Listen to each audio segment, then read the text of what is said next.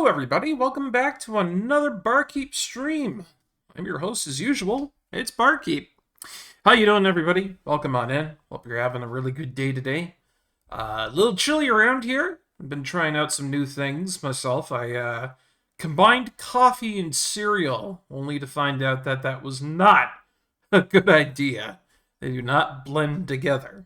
So, fair PSA to the people of the stream, do not try that. It is not good.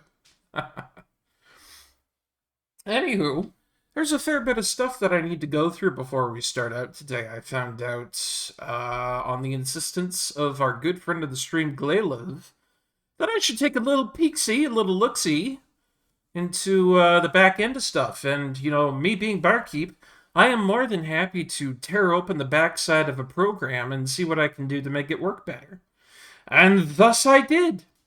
So, a couple of things that I found out were a few rendering things from the stream itself, changing it into a lower rendering point, reduced CPU usage for OBS.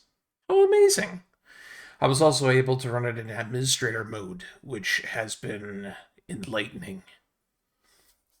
If anybody else out there streams on OBS, I suggest you do the same. I've seen significant improvements over the fact of using that.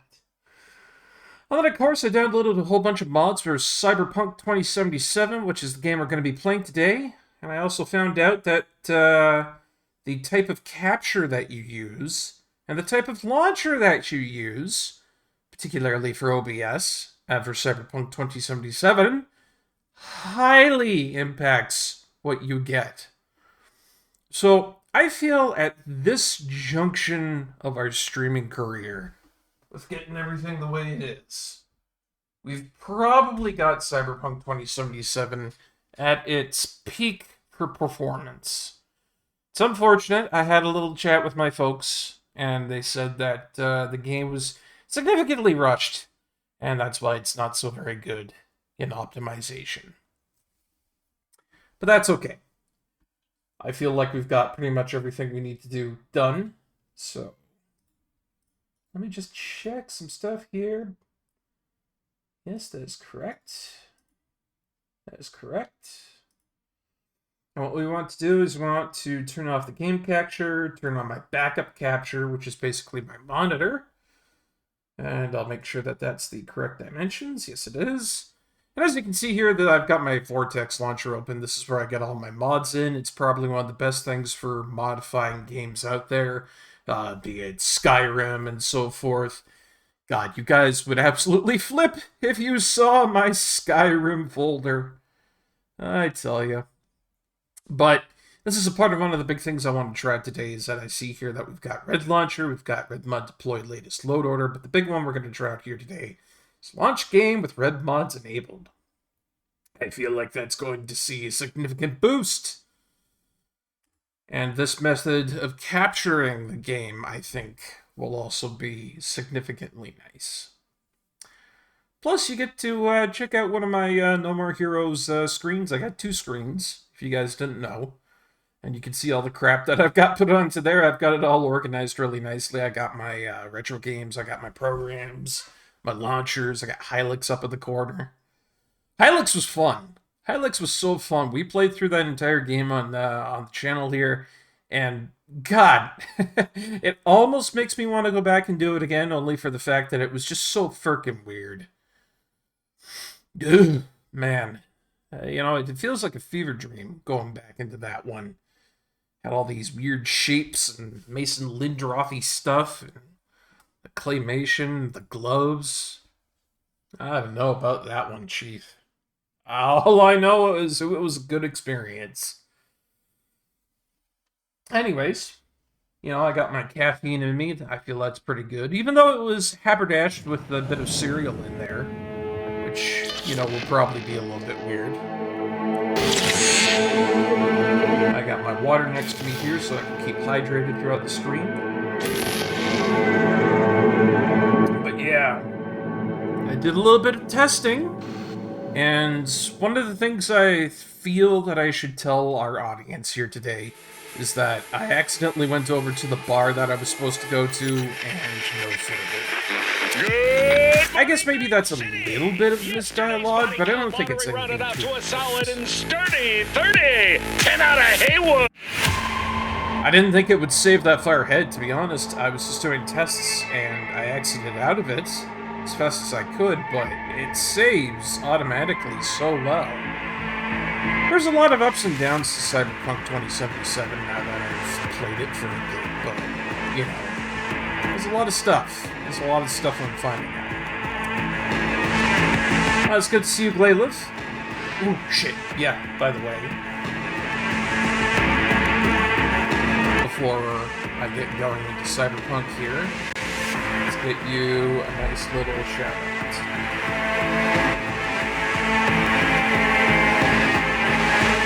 There we go. Go follow that man, folks. He has been a good friend of the stream. He is a good friend of mine, I believe. And he has been integral in helping me get the motivation I need to get into the back end of Cyberpunk 2077 and get it going. Over here, loving the recent change that devs made that makes it way easier to play Outriders 2 now. Nice. Yeah, I am glad they have done a lot to improve Cyberpunk. It's not great, but it's good. If only they would do a little bit more optimization. Just a little bit more optimization. It'd be sitting pretty. It'd be sitting pretty. But I did a lot of work yesterday, and I get the feeling that I think we're going to be sitting pretty good. They made it so that if you idle for 15 minutes, you get booted. So people staying connected to hog a server slot aren't there anymore, and that's smart. They should do that.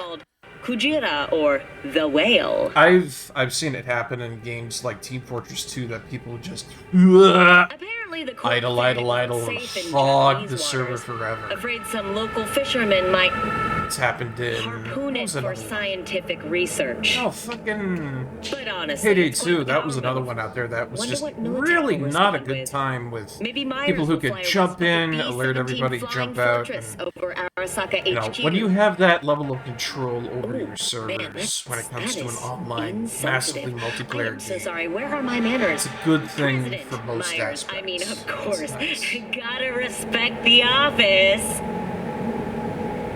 Anywho, Experimented with the AI thing to make character in the background of my character in a pen and paper RP system that's about mechanical girls, inspired by fairy tales. Kai-san, Miss Red, is a Red Queen from Alice in Wonderland style mech girl. That sounds pretty cool. You post that in the Discord, that'd be kind of neat to look at. Or if you want to DM it to me, either way. I still think that is pretty neat that we've gotten to a point where we can use AI to make some really, really good stuff, especially for people who don't have the required skill for that. I know there's a lot of different opinions on AI, but for the most part, I think it's just kind of neat, you know? I think it's just kind of neat. I've never had real strong feelings one way or the other about AI. I think for me, that's just kind of where I sit. It's just like, it's in the middle. Welcome to Lizzie's. Alright. Hey, Hollow, welcome on in, my dude. Good to see you. See, you gotta be careful about that, Glayliv. You never know who's lurking. They'll pop out at you like a spook. Yeah,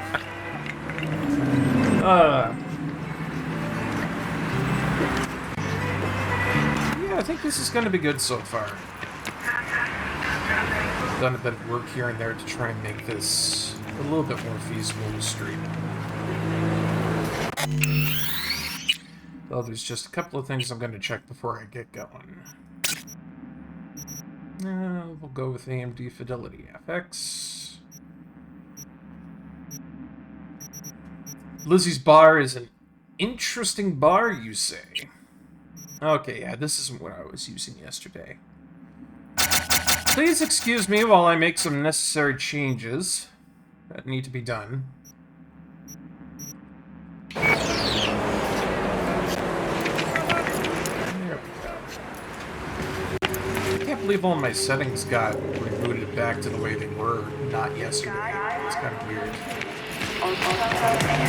Alright. This is where I got to yesterday. There a problem? I talked to Mox outside of here mistakenly, and I was like, let me in! It's not the first time I've been here, so, you know. And apparently, the whole Mox thing is like her gang. Like, the Mox is the affiliation. That's kind of neat. Shusha. It's the HQ of a gang whose visual look like a sex worker. My god! That's, boy, that's interesting. Where do they have gigs around here? Nicola! This is quite the place. Alright, so go to Lizzie's bar between 6 p.m. and 6 a.m. And it's 6 p.m. already. So, I'm gonna have to come back some other time for that to be something that'll work out for me. What's this thing here?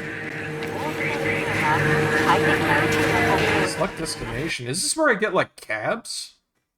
Oh shit, we've got fast travel. Nice. I didn't know I could do this.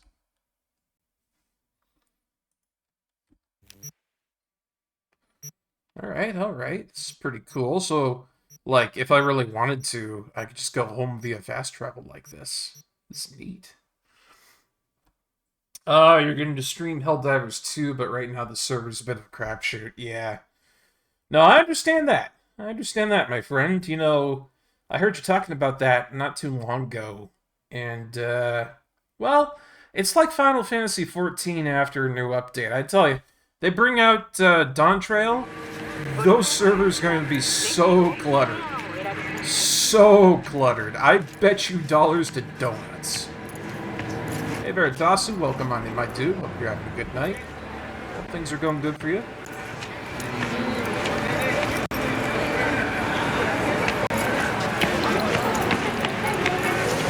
Look at all this. Rulai. I'd go here. This looks pretty good. We got pork bow buttons. May I have a pork bow bun, sir? I would like to eat your bow bun. I guess I can't buy from shops. That's unfortunate. So I can get a bao bun from there, I come over here. What are these guys serving? Is it like sushi with like sauces on it, I guess? You're kind of clipping into it a little bit, but... Well? You know. Hope those pork buns aren't long pork. Oh no, Veritasu. Oh my. I didn't expect things to get that grim coming into the game today. Spooky. Let's see. I hope you guys don't mind. I'm just kind of twiddling about with some stuff here and there, just to make sure that this is like a decent experience, I guess you could say. I dropped the resolution yesterday to try and get, I don't know, a little bit more for graphics. Fiddle is needed. Thank you very much. I appreciate that. It's just one of those games, you know? It's like, you get into it, you try to make it work well, but then at the same time, it's not there. It's not quite there for some stuff. Nero away. Oh boy.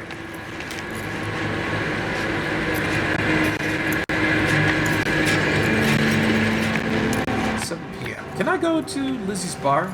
I feel like I should be able to go to Lizzie's bar.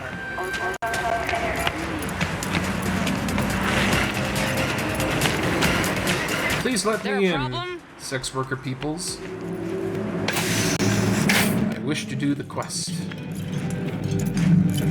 My, what a sweet little face you have. My face is sweet, but not little. Doctor already. No surprise there. What? What is this? Oh, yeah. Okay, so, like, the last time I came into here, the whole thing that I understood was that you, like, jack yourself into the system to be able to see the smut, I think? By the looks of it, jack in is definitely not inappropriate for the wording here. Next time you fuck something up. When was the last time I fucked anything up? Huh? Oh, man. Seriously? Do a lot of sex BDs. BDs are basically 100% immersion virtual reality things. Oh, shit, so, like, what was that, Demolition Man? This is like Demolition Man with that one scene with, like, the future cop stuff. I know, right? Like, they should have personal rooms, but, like, they're all out in the open, they're partying. Truly, the future is crass. Oh, depends what you're into. Maybe you can tell me about it. That... Okay. Alright. Hey, Hello, Mateo. get you something. In my experience, it works better if you pay for your information. What's on the menu? Oh, wow, there's a lot of stuff here that we can get. This is a whole bunch of booze I've never seen before. Let's actually check that out. Let's see, we got 21st Stout. That sounds nice. Absinthe. Ha ha ha ha. Okay. Well, Abydos Classic, Bluegrass, Bolshevik Vodka. Yeah, of course vodka gets homogenized into Russian stuff, you know. I don't know how that happens in every single video game out there, but it's like every time somebody does a vodka thing, it's like, it is Russian! And it's like, it could be from other places. It's like, no, Russia. Yeah, make your liver scream for mercy, comrade. And of course, you got Brosifale over here. No doubt this is a microbrewery. Boomalant. I have no idea what that could be. And then there's this over here, Calavera Feliz, which is incredibly expensive. Holy shit. What is that? Is that like Goldschlager? They got like broken up pieces like, you know, gold in it? I would imagine it'd be expensive like that. Oh. Man. Champaradise. And then you got like your colas, Cirrus Cola Classic, all that stuff. Oh, Dick and Whiskey, which I think is hilarious, but I'm kind of weirded out by the fact that we don't have like, you know, kombucha or something around here. Then again, we've got tequila that's being served up in a fucking gas can, so what do I know? Alright. What's on the menu? So, oh wow, he's also got consumables. No, wait, that's all in the same area here. I thought it would be like, you know, drugs he'd be offering under the counter. I'll tell you what, I'll get this Cirrus Corn and Lemon. It's cheap. But I feel like if I just buy something off this guy, asking him about Evelyn would be, I don't know, a better idea. I'm looking for Evelyn Parker. You know if she's here? Who's asking?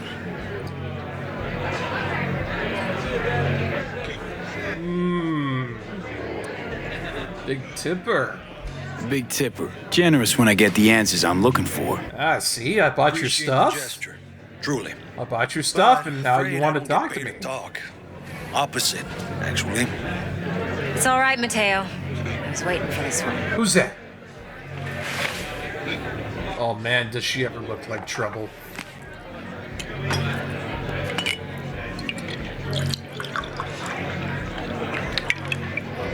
Evelyn Parker. Yeah? I knew it was you as soon as you walked in. Oh man, this smells like trouble. Well, if I'm going to be sticking my business in crazy, I might as well drink the tequila. This can't be good, guys. Like, Sense on? Only tequila I drink. My red flags are up and sailing know? right now. I like to know everything about the people I work with. Oh, no. Either that or it was just a lucky guess. Oh, boy. It looks like we can't take the intelligent option here, so I guess we'll talk shop. Mind if we talk about the job? Heard you got something for me. Who knew trouble smelled like perfume and absinthe? My God, you We'll be in the lounge, Mateo. have hit Anyone asks? the nail on the head. I mean, she's coming around with drinks, a gun on the table. She commands the place in a sleazy sex place. It screams of bad times ahead. You know what? I'm even gonna scan her. I'm gonna take a look here. Affiliated with the Mox. Yeah, these are all Mox affiliation people. Bar's just like rife with them. Except for these guys. These guys are from the Valentinos. Evelyn Parker, no affiliation. The fuck? So she's not a part of the Mox. Alright. Kiss my dead spunk! Still, I don't know. So, what can a horny girl like me do for a hungry guy like you? Oh, fair enough. That is a A little prostitute. vanilla and sprinkles? Or kinkier? Wax? Maybe electrosex? I'm Zappies? starting to feel the grime of this place collect on my shoulders and arms, so Really? I want to get in and out of here as fast as I can. You and your girlfriend wearing high heels. Do I gotta... Well...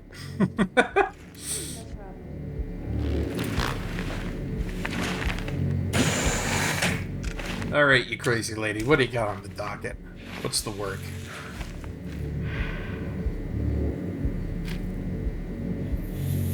Dex had a load to say about you. Called you professional, effective, and trustworthy. Yeah, that's because I hope he called wasn't Dex on this overselling. bullshit. Right? I'm the goddamn best. I'm good at what I do. Got a solid crew on my back, too. Never once botched a job. You do realize I expect more of you than scraping street corner data terms. Much, much more. Oh, yeah. I'm the best. And I know what I'm getting into. Dex was clear. The job's high risk.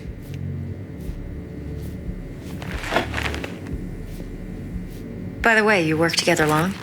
You and Dex? I'm keeping my eyes on you, lady. I'm not getting distracted by that, by the hoochie mama over there. I know if I take my eyes off you for 2 seconds, you're gonna pull a gun or a knife and it's not gonna be pretty. V? You writing Dex's bio? Hate to disappoint, but I just don't know much. In other words, you hardly know each other. Yet he fingered you for this job. Curious. Play it cool, V. Play it cool. You don't want to get in too deep. Shit, buzz Dex right now if you're getting cold feet. I can wait. I doubt he'd add anything I haven't already heard. Anything I'd really like to hear, for that matter. There's only one other bunch that's worse than fixers in that respect. Used car salesmen. Are fixers really I'll go that with my bad? gut for now. Wow, lady. Let's cut to the chase. What do you got for me? Your target. I trust you know what it is. Yeah, it's a prototype. Relic. Secure your soul trinket. Key tech in the program, actually.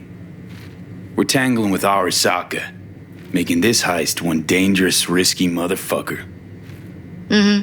Arasaka's poured billions into personality transfer technology. But me, I just want the data on this one. The chip is tucked away inside Compeki Plaza, the hotel.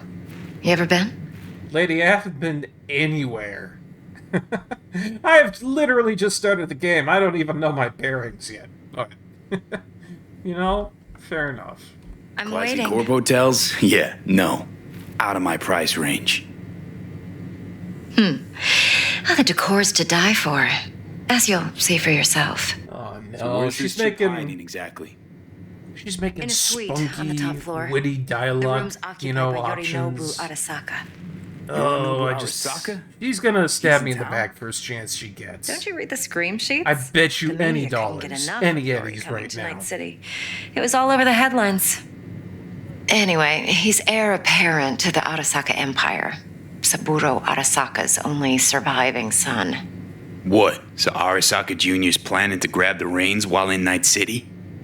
Only a handful of people in Night shit, City it's know that what the fancy, huh? Arasaka's real plans are. Jeez. Telling me you're one of them?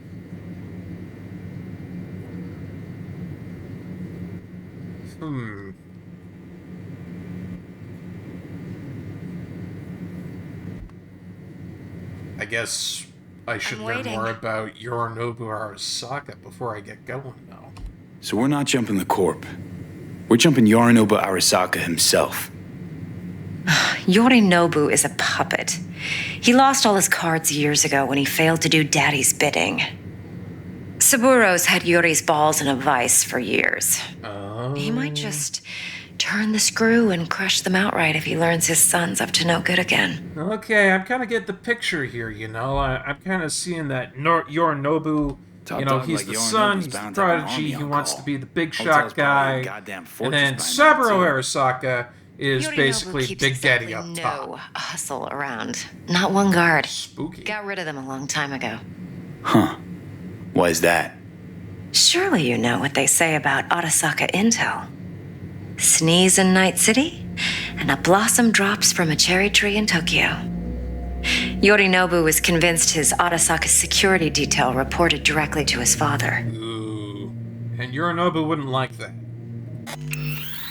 But let's see what we can do about extracting some more info and learning more about Yorinobu and Saburo, his father, after the ad break coming up here. This will give me a chance to kind of decompress, get some more water, but like, let's go ahead and take a little break, and we'll be back in just a moment. I'll see you guys then, eh?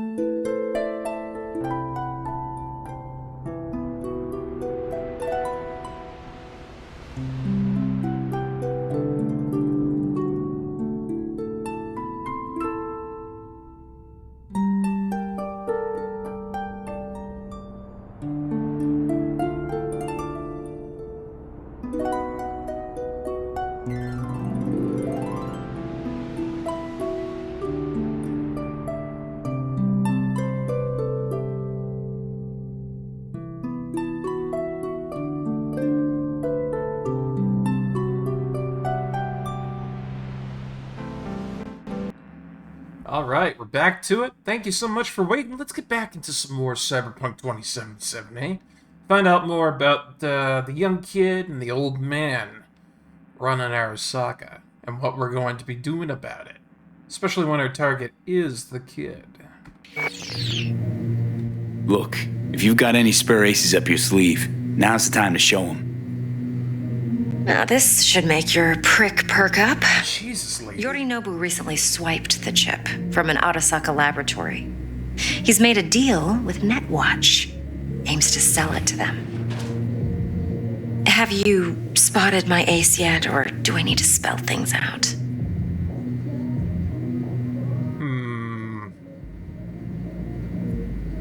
Alright, Fine. where do So they no keep the Arasaka relic? security on the device because Yorinobu whisked it away in secret.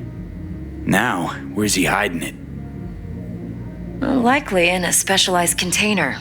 One that mimics an organic neural environment. On the outside, it looks Yeah, like an no. ordinary briefcase. Cyberpunk is not shy of anything. The case I'm is- finding that out very quickly. Very, You'll see very for yourself quickly. soon enough. Provided we're done gossiping about the Arasakas. Okay. What's next? What's next? Now comes the best part. Follow me. Got something for you. Should help you plan. Brain dance from Konpeki Plaza. How's a brain dance supposed to help? Need facts, not thrills. Yeah, what the... Think BDs are only good for fondling virtual tits? Jacking off to in those boxes? My God, Ellen. Would you like anything else? No. It can be a very useful tool. Good for analyzing details human perception, even boosted, doesn't grasp. Okay, Exactly what you alright. So what's on the tape? Yorinobu's suite. The glorious interior. Man, Glaleb, you were You'll not need to wrong locate about the this relic being yourself. like the Probably smuttiest enough game detail to make in that all possible. of Night City.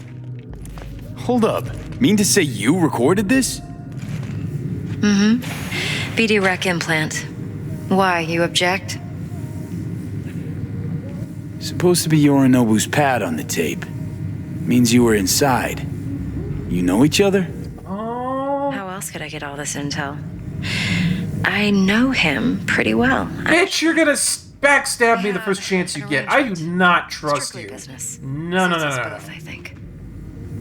Let's Not see this brain one dance. bit. Judy'll help. She's a Mox, too. Besides, we go back, years. I do not trust her. She's got that type of personality and everything that just makes me feel like the first chance she gets that something will benefit her, she's gonna cat me in the head. V, this is important. Judy's always been there for me. Always helped out. I trust her. But she's a Mox, not the latest member of your crew. Try not to forget. I do not So, trust you. You'll be a good boy. Tread lightly and keep that tongue on a leash. Relax. Believe it or not, I'm no stranger to tact. In biz or life. Actually, come to think of it, if we're going to be using tactfulness and being into that biz, I mean, we've got attribute points and perk points available, so maybe we should use those right now, huh? I'm thinking I'm gonna put another point into my coolness, and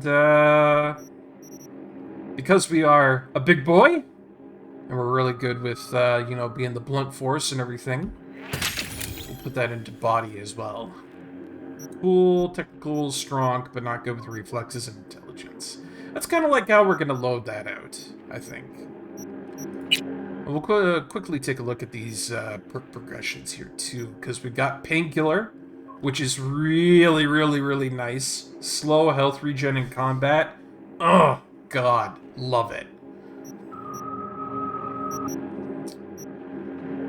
And I feel like some of these down here will be really good too if I were to take them. It's interesting. Requires 8 out of 9 body in order for me to get these. Gotcha. I've taken a look at some of the perks so far, and a lot of these seem really good. Glutton for War seems really good. And some of the stuff that we have over here with coolness looks pretty nice as well. But I think most of what I'm going to be putting my points into so far is probably going to be body. I love the blunt weapon tree on the right. Stuff like blocking with the blunt weapon also blocks X amount of range damage sent your way. Really? I'm going to take a look at that.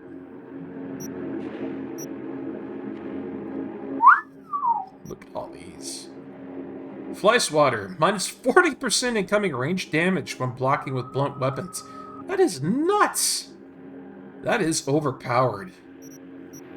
But let's see what we got here. When you're using a blood pump cyberware health item, 100% mitigation chance for 2 seconds. Comeback Kid, +1 health regen rate for each percent of missing health. Oh, yes. Absolutely. It seems like I can refund these and take them back pretty quickly. And I kind of feel like I gain levels really quickly as well, so I don't feel like if I spend stuff, there'll be that much of a problem. They've got Speed Junkie with 60% health regen rate while sprinting, and Army of One, which is +10 health regeneration rate for each nearby enemy. I think I'm gonna go for Army of One. That's probably gonna be a good idea. Hey, King Creole Eagle. Welcome on in, man. How you doing? We're playing some Cyberpunk 2077. Hope you're having a good day. Thank you so much for using your channel points. Let's see, a compliment for King Creole Eagle. Well, I think, King Creole Eagle, that out of everybody I know, you're one of the guys out there that keeps it the most real. You tell it how it is. And not a lot of people out there have that aspect to them. You know? When the chips need to be laid down on the table and you need to tell somebody how it do, you know how to go about it, boo! So I think that's a really cool part of you that I respect, and I think is really upstanding and really cool. And there you go, my friend. That's your genuine compliment, Mr. King Creole Eagle. It's good to see you, man. I haven't seen you in a long time. I hope things are going good with you. We're just going into this crazy sex worker den in order to get ourselves, like, I think it's like a virtualization of being able to go into a place that we haven't been yet to kind of case the joint and find out more about this target that we're supposed to be killing. And I just allocated a couple of attribute points because I'm wondering about it. This lady leading us down here, she said, be classy. Be a classy guy talking to her. V? They forced us to buy them on credit. So I got some cool points. Where do I need to go? There you are. This is V. He's here for that BD role. And V, this is Judy. Best brain dance editor I know. Enough already. Gonna make me barf. Oh, jeez. I would have worked for any.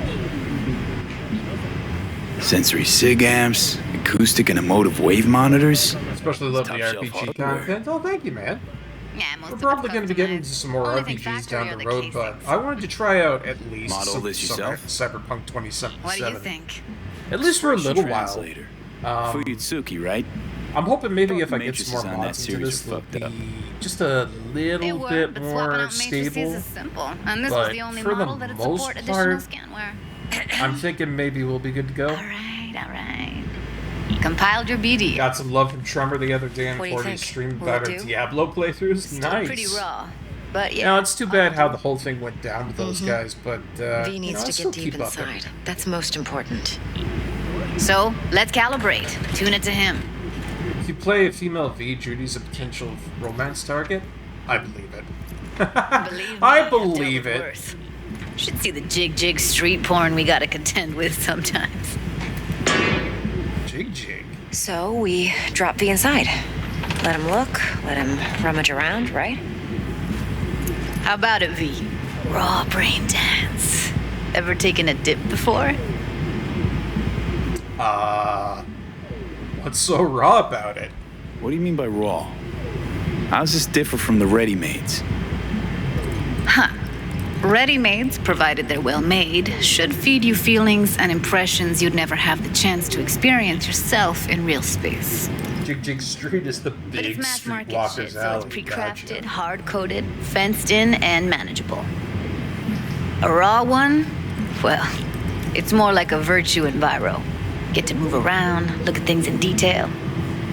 Editors use those layers to fish for juicier emotes and impulses, then use them to pad the BDs that go to market. Oh, I get Sit it. down, settle in, and we'll get you going. So fair enough. What they're telling me here is like the BDs that most people get into, they're all just kind of like straight up there for you to go into, and they set you on a specific path and everything. But this one that we're going into, it's basically just putting me in there and saying, hey, move about and do whatever the fuck you want to do. It's all up to you. Alright, I trust you. No weird shit, okay?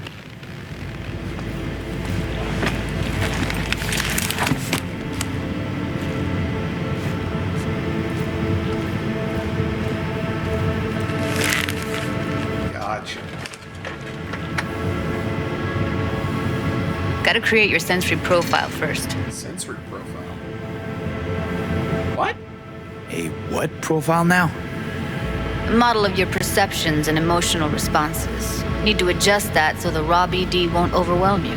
Oh. If I don't, best case scenario, you'll get nauseous as soon as you're in. Probably barf like you would in a shoddy virtue enviro. Mm-hmm. And worst case? Your synapses sizzle like locusts in a deep fryer. Wait. This thing can kill me? Let that happen. Oh no, oh fuck. Well, I'm in the deep end anyways, might as well go for it. Okay. Hit me. Just promise me it won't hurt. It won't. Not this time. Oh, Jesus. Now sit still, look at me. Gonna run the analysis soft. Should feel a slight tingling. Mm-hmm. Okay, now let's set the optics and other sensory sigs. Look smack into these two screens. Pretend it's an eye exam. And the last time I did this, it did not turn out well. One more sec. Need to get the pain receptor limiters in. Okay. All set. I need to test your profile first. Tossing in a sample BD. You can use it to get to know the editor. Alright. Now let me see. Where could we...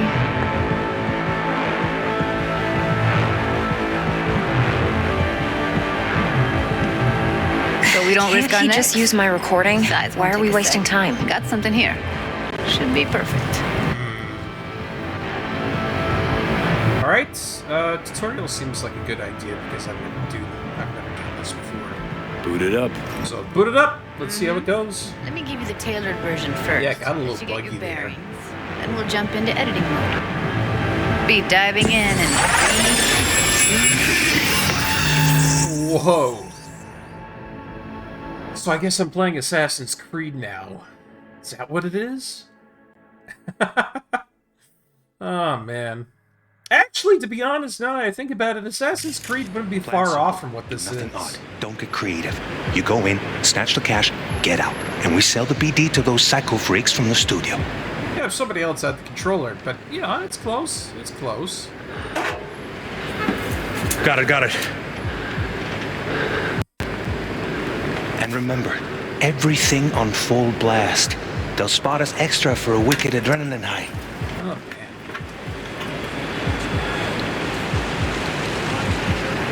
It's kind of like watching a video, but you're, like, in there. It's kind of neat. On you go. Alright, give me the gun.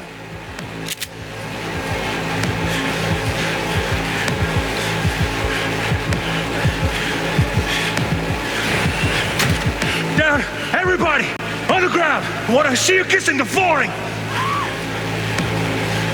Oh, this is a robber. Or I will fucking drop you, I swear to God! Whoa! Now, before I blow your fucking head off!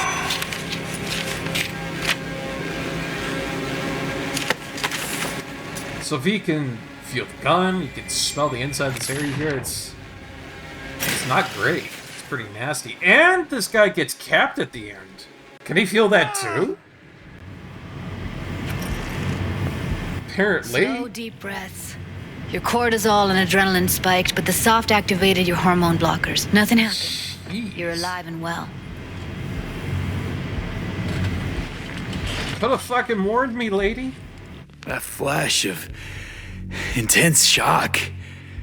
I can still feel it, I remember. Fuck, that last second. You could have warned me how much it hurts to die. Trust me, real death hurts much, much more. Wait, how would you know Not that? so sure about that. You'll be fine. Got everything set up? Let's switch over to editing mode. Reminds me of the movie Strange Days or Brainstorm. Yeah, I would imagine it's pretty similar to that. Okay, so now I'm getting into the actual Arasaka BD. This is where we need to get into to actually learn stuff. I'll sever the link to the BD roller's sensory array. You'll be able to look around freely. Whole scene's yours. Oh, okay. Alright, so I can kind of move around analysis freely. mode. So move around, zoom in and out, whatever else you come up with. Huh, Think of it as your own little sandbox. I see. So analysis mode, you control playback. Can even pause when you feel the need. Gotcha. Then you use the editor console to unpause. Try it. Plan simple. Do nothing odd. Don't get creative. You go in, snatch the cash, get out. And we sell the BD to Gotcha, those alright. psycho freaks from the studio. Got it. Dream as hell, right? Well, that's not all. You can speed things up or rewind, whatever you like. This is pretty neat. Give it a try. I Rewind. like this. Roll it back to the top. Should I?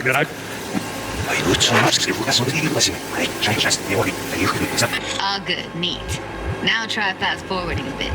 Gotcha. Plan simple. Do nothing odd. Don't get creative. You go in, snatch the cash, get out. And we sell the BD to those psycho. Okay. You can also reset the recording. That'll take you right back to the beginning. Try it. Now for some fun.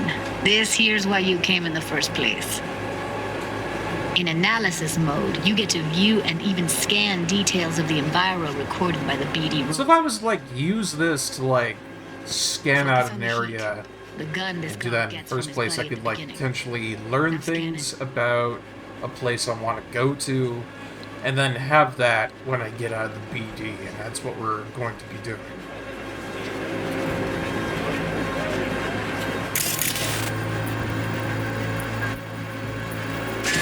Because it gives me the option to actually like look around.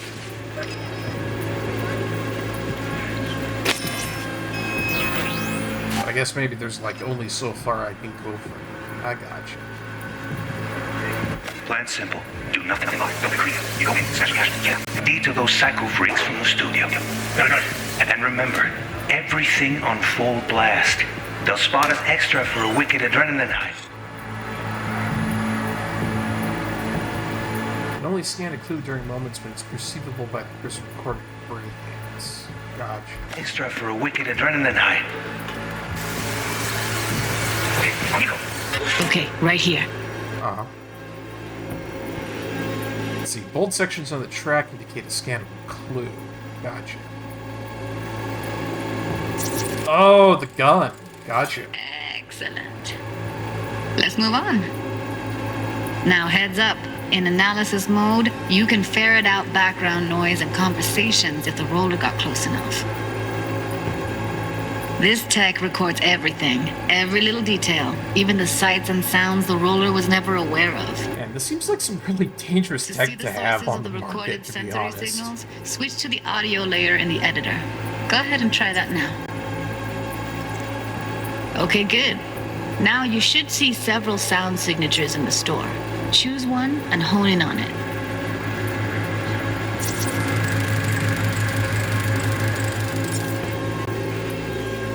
Having a recorder implant is rare, though. Yeah, that seems like a good little block from, you know, what could potentially be a very big security disaster in the entirety of Night City. It's, kind of spooky, man. Okay. Fuck! Little shitheads! Go restock. I'll take the register. How about you suck a bag of dicks, eh? So, any thoughts? Unbelievable. Seriously, like what's happening right next to me.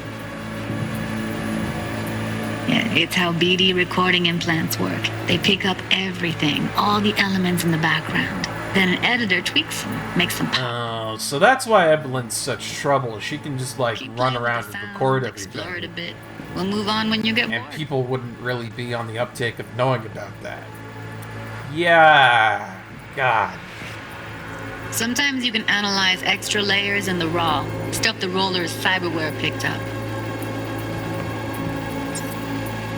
Like what?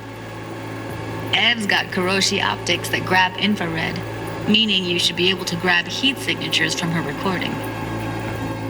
She's even got Kiroshi optics. What else do I not know about Evelyn? Hella nice. Alright? Like, what else do I not know about that lady? Because the more I seem to learn here, the more I seem to not like what she's got going on. On the ground! Want to see you kiss in the morning, buddy! Scanning works on peeps, too. Walk up to the wounded chick. Try scanning her. Alright, let's go ahead and scan. Alright, next thing. Scroll forward to the part where our artist gets a lead injection. Right. Or I will fucking drop you, I swear to God! Now, before I blow your fucking head off! So then I could go forward to the point where... See that? He gets They capped. shot him and he never saw it coming. Alright. But you will.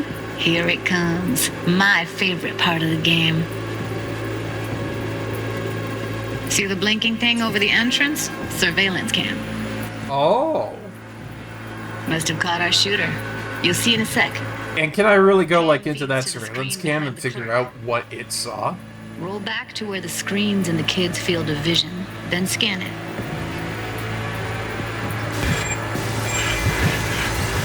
Oh, I think I'm getting it. I think I'm getting it. Yeah.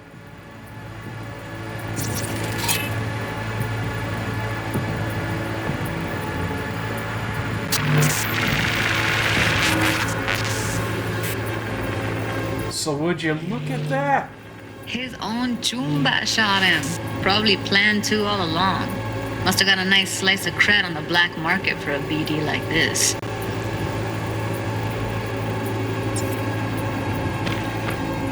So this was all an act of BD betrayal. freaks are ready to pay a preem for a real flatline.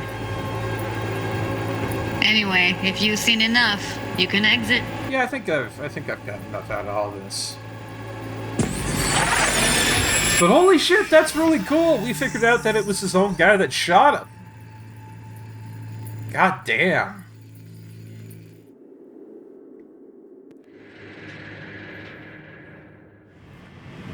And all I had to go Impressive, right? was go into a BD like Too bad this most of the BDs and figure out what here was are going good on. For flogging the log. This actually is Anyway, pretty you ready to impressive. do this? Look at your wreck. Dunno, let's take a break. Still feel like that kid when... Oh, yeah. I think I'm done. V, there's no time. Get it together, please. Okay. Seriously, Evelyn? Okay. Go ahead. Just need T-Bug to link in. I can't believe that. Like, he didn't notice anything, but Cyrus recorded it. Running and for my therefore, crew, I security could see it. specialist. She'll tell me what to look for while we analyze. That's really classy when they can put that into a game and make it work Actually, like that. it is a problem. Not what we agreed, Ev. Judy, T-Bug's a professional, discreet to a fault. You can trust her. Yeah, Why? don't you be 'Cause you say dissing so? T-Bug. Please, Judy. I'd never expose you to any danger. You know that. Man, these two are in love. Okay. You can tell it from a Call mile Tug and away. we'll dive in. If Evelyn can pull that kind of stunt and have it be okay with Judy, you know it's something.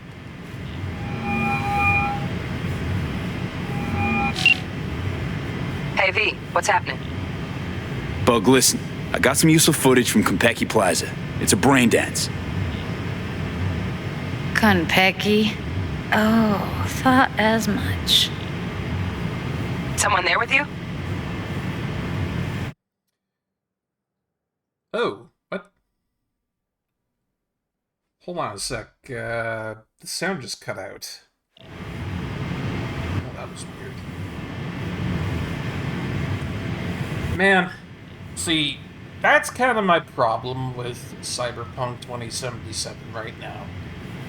Is that even though I have gone to the nines and back to try and optimize this, it has given me problems left, right, and center.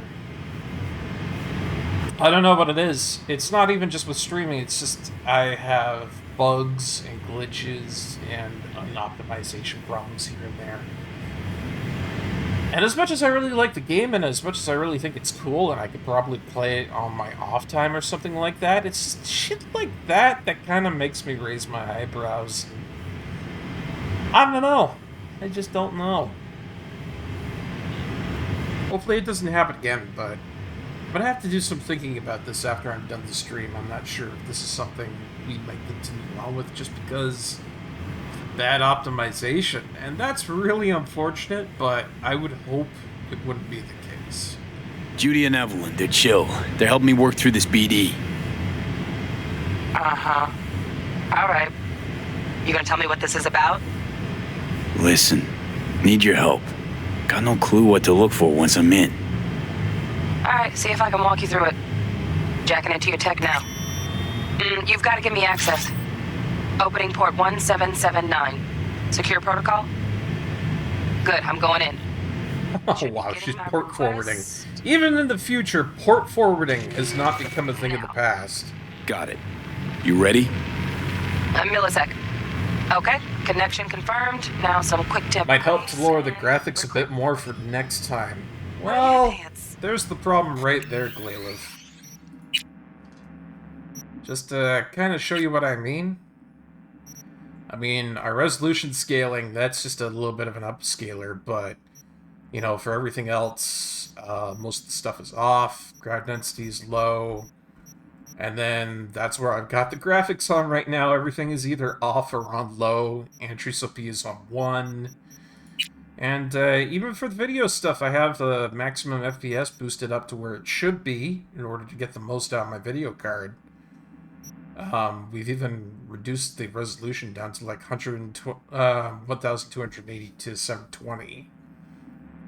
So that's why I feel like this is a bit of a crapshoot when it comes to me, the mods that I've put in to try and optimize it, and the graphics, because I've put it down all the way down to where it should be. You know, where it should be able to be perfectly fine, yet it just doesn't want to cooperate with me. And so that's why I kind of put my hand behind my head and kind of say, maybe this isn't the one for me, because as much as I love the game and the premise and everything, it just doesn't run well.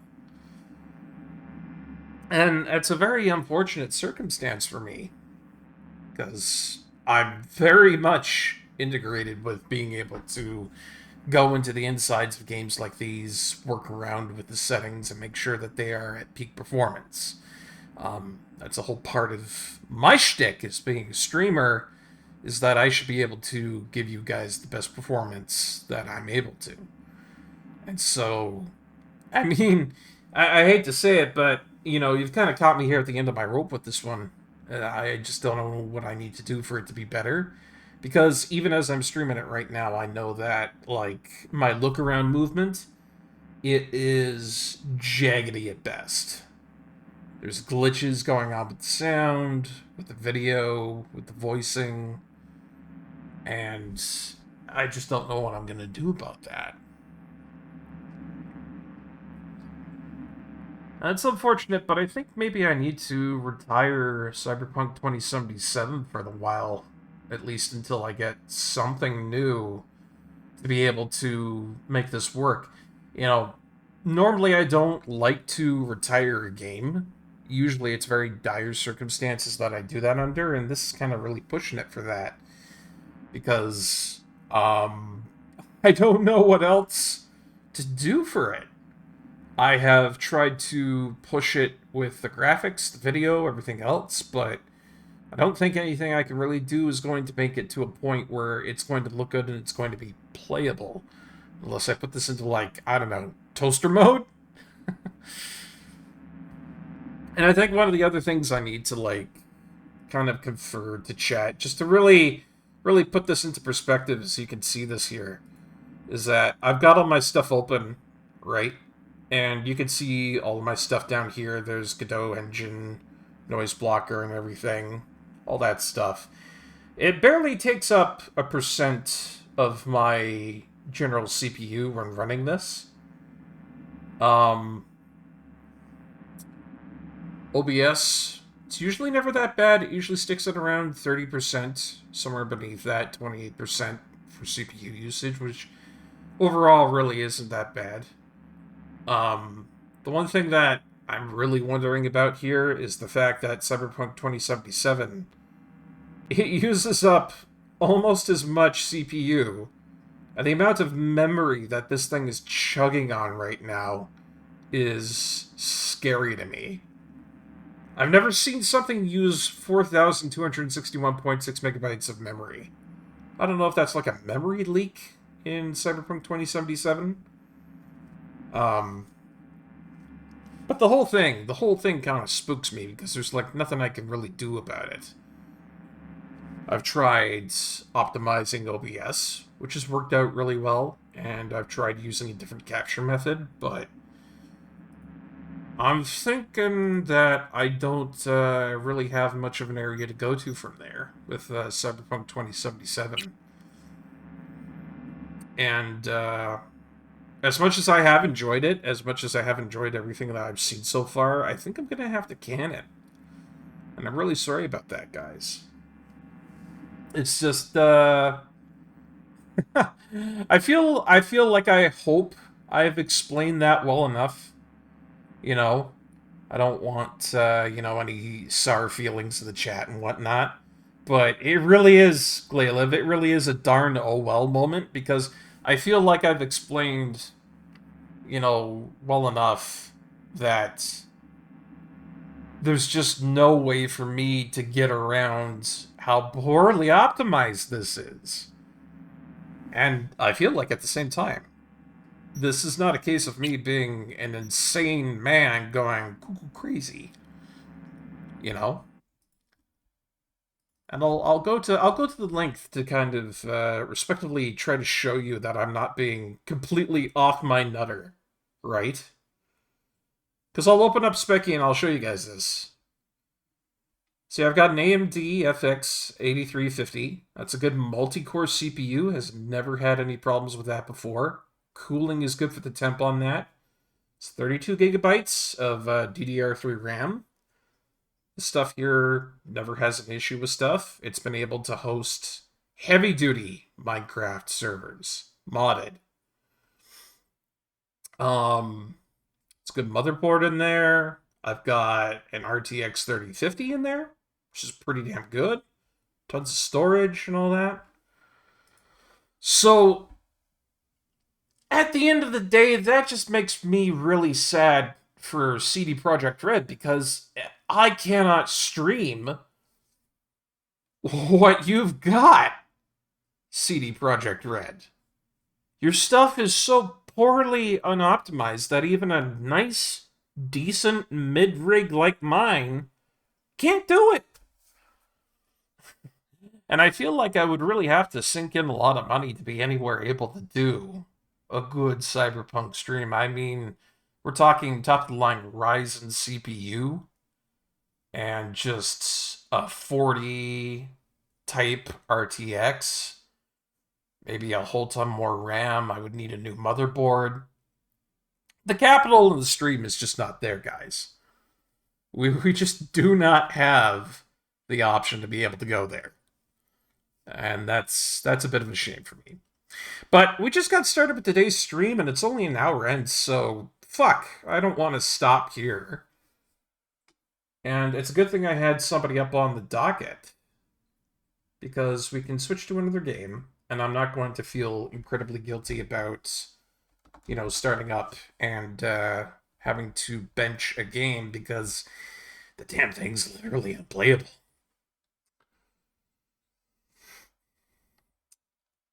Yeah, early on, it must have been a lot worse. I mean, the fact that I can even get to where it is right now, the implications of that is that they've done a lot of upgrading on it. I would imagine that. Oh, what's this? Oh, gotcha.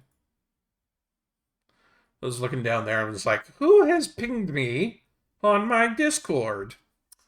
It was a bit of a funny moment. Well, let me think for just a second, guys.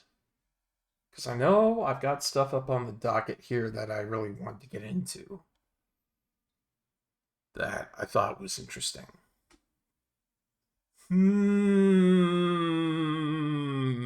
That could do. That could do perfectly.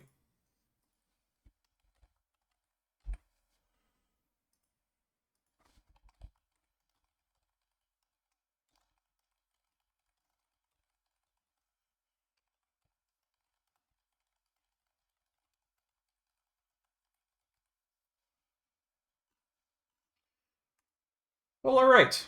This one's been up on the docket for a good while, and I feel like I can switch from the backup capture to my usual game capture for this, which would be perfectly fine. But let's go ahead and play Disco Elysium. I have been wanting to do Disco Elysium with you guys for a while now. It is one of my favorite games out there, and I feel like I've been saving this up for a good while. And I know I said earlier on that if we got through Cyberpunk 2077, the next thing up on the docket would be Disco Elysium. So we're going to go on to Disco Elysium. We'll start that up. And I know for a fact that we're not going to have a bad time playing that and streaming that. It's not going to be an optimization disaster like Cyberpunk 2077. Imagine how well things could run if the level optimization of, say, Super Mario Bros. On the SNES was performed on modern AAA games. Oh, goodness me, goodness my. That would be something alright, Veritasu. Those old games. It was the Wild West of video games. And so, one of the big parts of developing a game was putting as much optimization to ensure that it played well into the game for it to be able to sell well. A lot of the market nowadays is loot boxes, game passes, DLC. I guess overall my point there is that you don't really need to have a whole crap ton of optimization or a good game in the first place to be able to have it sell well. And that has been a bit of a detriment to us, I think. The purveyors, the surveyors of the landscape of video games in and out of itself. If you don't have a precedence on optimization and having the game actually run well, it creates problems for us. Let me just go ahead and... There we go. Oh, Disco Elysium. I'm so sad to hear what happened about that with Zelm Studio, if you guys didn't know. This game had a whole kibosh of incidents left, right, and center. I think there was a lot of corporate issues left, right, and center involved. The original creators left, I think is what I heard what happened. And we're not getting a Disco Elysium 2 because of that huge, gigantic rift and all those legal problems. At the same time, though, I think it's kind of okay that we're not getting a Disco Elysium 2, because the first one here wraps everything up so nicely that, well, you kind of don't need a second one. And I feel like that's something that should be expressed a little bit more often, if you ask me. That it's okay not to have a second game. It's okay to release one game and have that be it. Yeah, they had to optimize like crazy just to fit things on hardware. It's a miracle that we even got to that point, and it's a miracle that we can do things like fitting, I don't know, stuff onto our phones, like the mini SD cards that we have out there. It's crazy how much we can fit onto something that is smaller than my pinky nail on my toe. Incredibly small.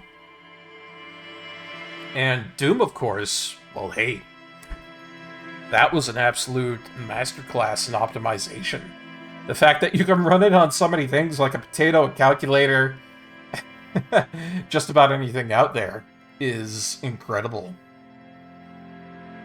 I've never thought that we would be able to get to a point where we would have Doom running on TI-84 calculators left, right, and center. It's really neat. There we go. Disco Elysium. Are you guys ready? This thing is so packed in with beautiful art, dialogue, exposition, and story that it is genuinely like one of those games out there that I've never played.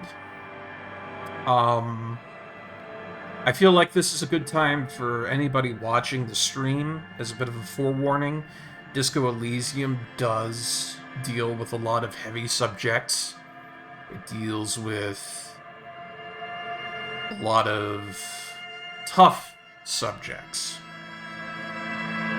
Now, me being your guide and your host as the stream here, Barkeep, I will be more than available to talk about stuff if stuff comes up that, you know, reaches on a personal level. And I feel that we have the unique essence of our community here of being able to go about things in an adult way.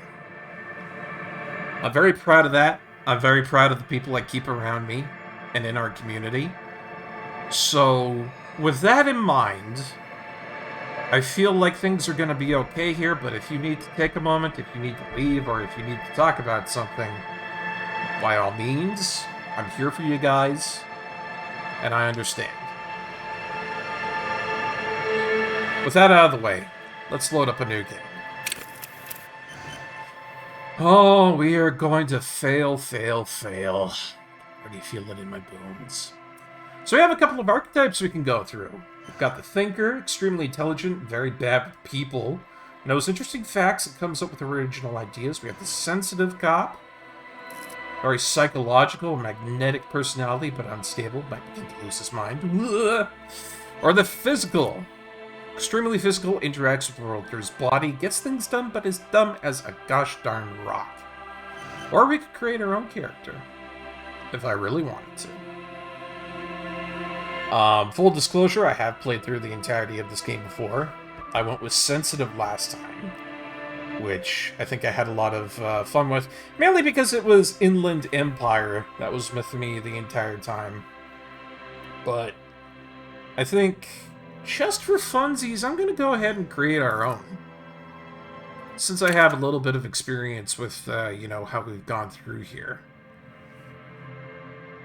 We'll just kind of take a look here. We've got intellect, which is our raw brain power, our psyche, our sensitivity, our physique, how strong we are, and our motoristics, our senses, and how agile we are.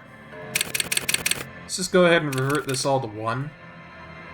You know what the spooky thing is? I could say next, and I could go into this having 1s in all my slots. Yikes. I'd be fumbling everything if I did that, but I don't think I'm going to be doing that today. I think what I want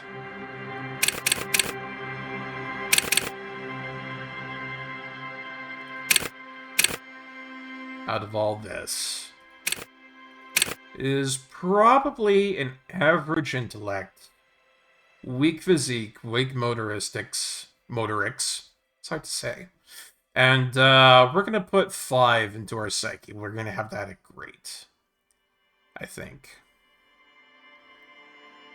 And that's how we're going to go about with the game here. So, with that in mind, we have skill points we can put into a whole bunch of stuff during the game. We get to select a signature skill that gets, upgraded to start out with. And so that'll have a bit of a bonus to it, but there's a lot. There's a lot of skills in this game that'll come up. And they're all very, very, very unique. So yeah, we're going with an intuitive, but somewhat smart and clumsy and weak cop. But I feel like with what we have here, we have a good bit of a basis to kind of start out with. Before we go through this, we'll take a look at some of the skills we have here. We have logic, which is raw intellectual power. We've got encyclopedia, which is calling back upon knowledge, producing fascinating trivia. Rhetoric, persuasion, intellectual discourse. We have drama, conceptualization. Visual calculus for organizing your world and seeing how things are going about. We have volition, which is your morale. Inland empire, which is your gut feelings and whatnot. Empathy. Authority, which is a really fun skill, from what I remember. Esprit de corps, which is basically your cop mode. We have suggestion, be charming and whatnot. And then we've got some of the more plain ones down here, like endurance, pain threshold, how, physical you are, your electrochemistry for your drugs and your alcohol, and how much you can take and withstand and all that. Shivers, kind of like, like just feeling things. Half-life, which is over here for your rage and stuff like that. Like, go into second mode. And then down here with your motorics. Hand-eye coordination, perception, your reaction speed, savoir-faire, being sneaky, your interfacing, with picking locks and pockets, and your composure. All very cool skills, and these will all come into play while we go through Disco Elysium. Hey, Picori Kirby, welcome on in, man. I hope you're having a good day. We're playing some Disco Elysium because Cyberpunk 2077 refused to be a good game. Well, not a good game. It refused to be an optimized game. I should cut myself before, somebody else says, "What are you saying?" The spirit de corps is the core spirit, is how an organization you're part of holds together. And in this case, it's how you tune in with this city's police corps. And the highest spirit de corps means you know cops. Now, we're going to have a pretty high skill check for that one in this, I would imagine. Boy, this is just me looking out, being the guy that I should be. But, like I said beforehand to everybody, this game deals with a lot of strong stuff. It deals with a lot of hard stuff. It's got a lot of feelings involved. So, I think I'm doing my due diligence by saying that if it gets a little too much for you, Picori Kirby, feel free to dip out. Feel free to need to be able to talk about stuff. But I feel like I'm doing my due diligence by making sure you know that this is a game that gets particularly heavy on subjects left-right. Just so you know. And I'm sorry to hear that you're not having any good days. The good days will come. The good days will come. So, signature skill. What should we have as our amazing favorite skill? Well, I'll tell you what, guys.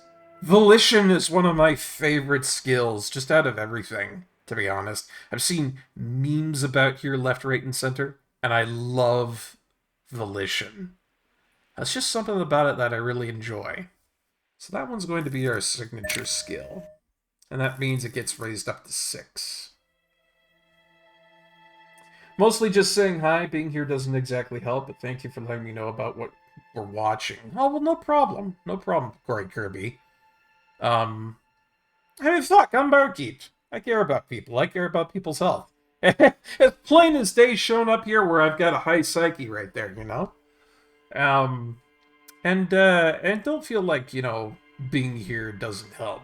You know, we like you being here. You're a good part of the whole crew here, and we like having you around. That's my expressed thoughts, and this is my stream, and what I say goes, so there you go, bud.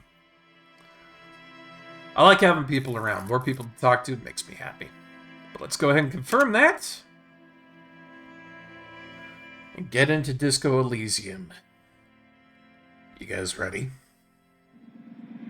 The theories are at home in the mirror as they're addressed. Even the clearest water, if deep enough, can drown. By R.S. Thomas. It's quite the quote. There is nothing, only warm primordial blackness. Your conscious ferments in it, no larger than a single grain of malt. You don't have to do anything anymore. That voice. Ever. Never, ever. Never, ever, ever? Never, ever, ever, baby. Well, hey, I guess we're gonna keep on non-existing. An inordinate amount of time passes. It is utterly void of struggle. No ex-wives are contained within it.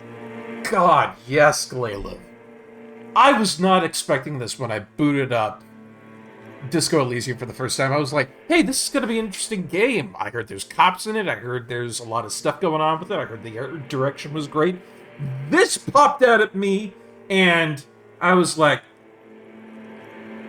what? Was my reaction.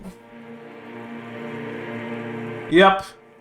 It's the ancient reptilian brain speaking directly to me.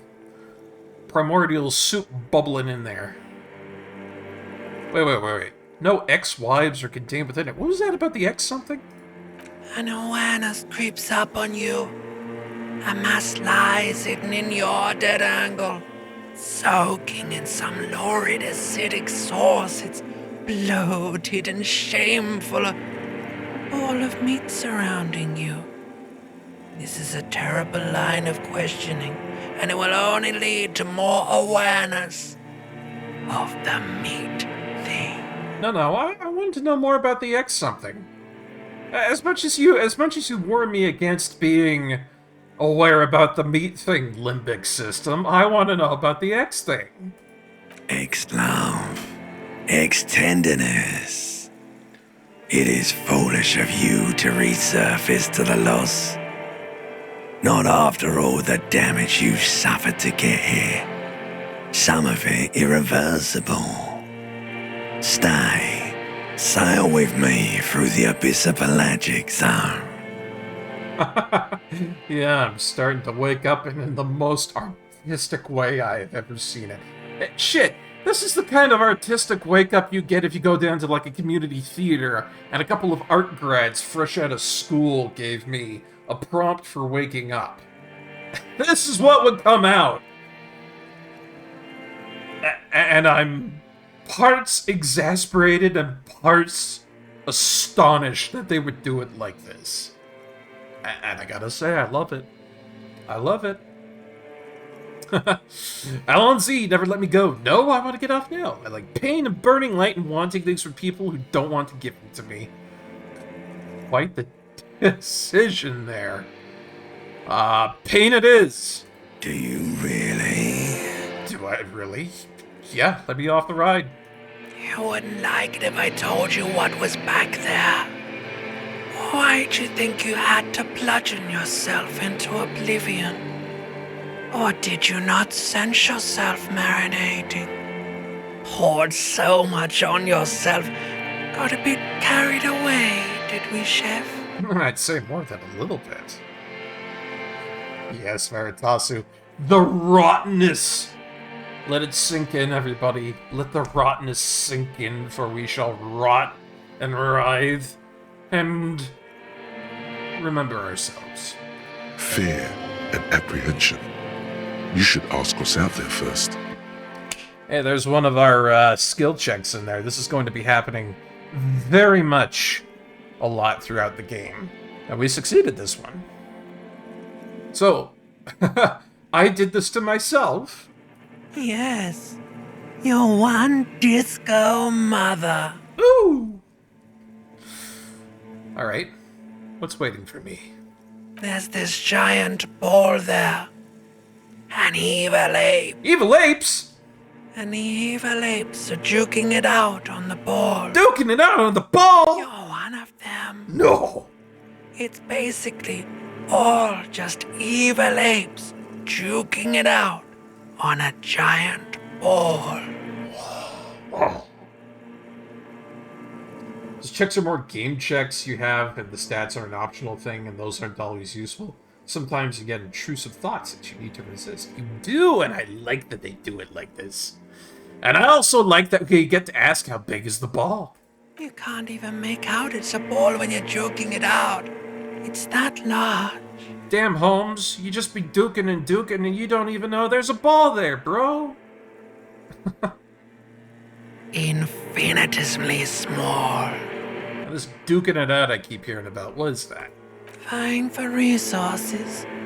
It's just a stupid expression you picked up somewhere. The part of the presentation you want to take home with you is this.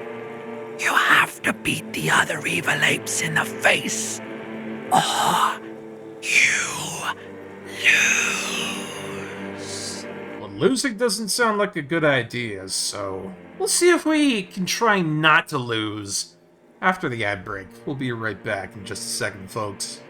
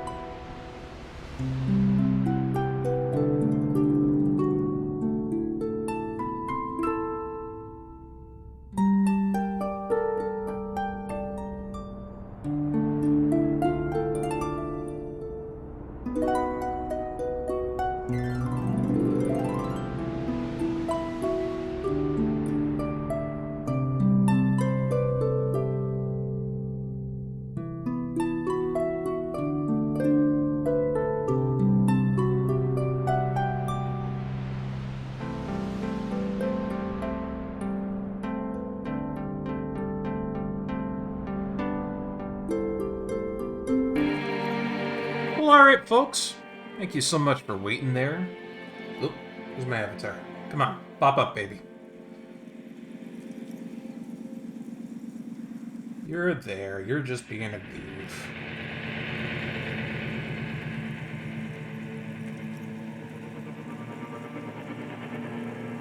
One second.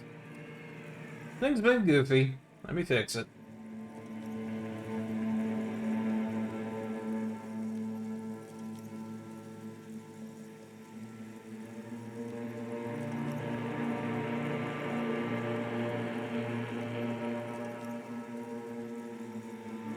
And I go on one break and the PNG avatar breaks. There we go. That's got it all fixed up. Sorry about that, folks. Yeah, being a streamer is hard, ain't it? Anyways, let's get back to some Disco Elysium. Thank you so much for waiting. And vying for resources and beating other evil apes in the face, that's sad. Yes, it is. And you drowned in that sadness a long time ago. Uh-oh. You lost.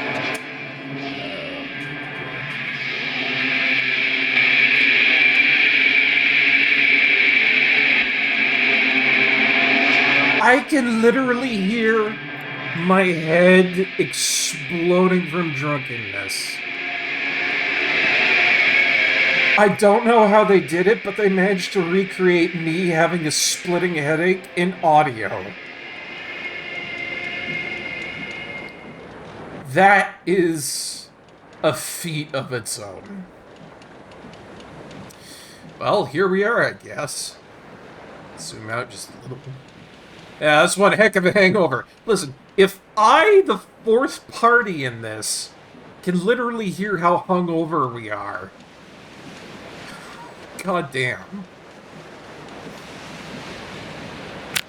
Yeah, the portrait is a mess and everything. Oh. Let's get some pants on, shall we?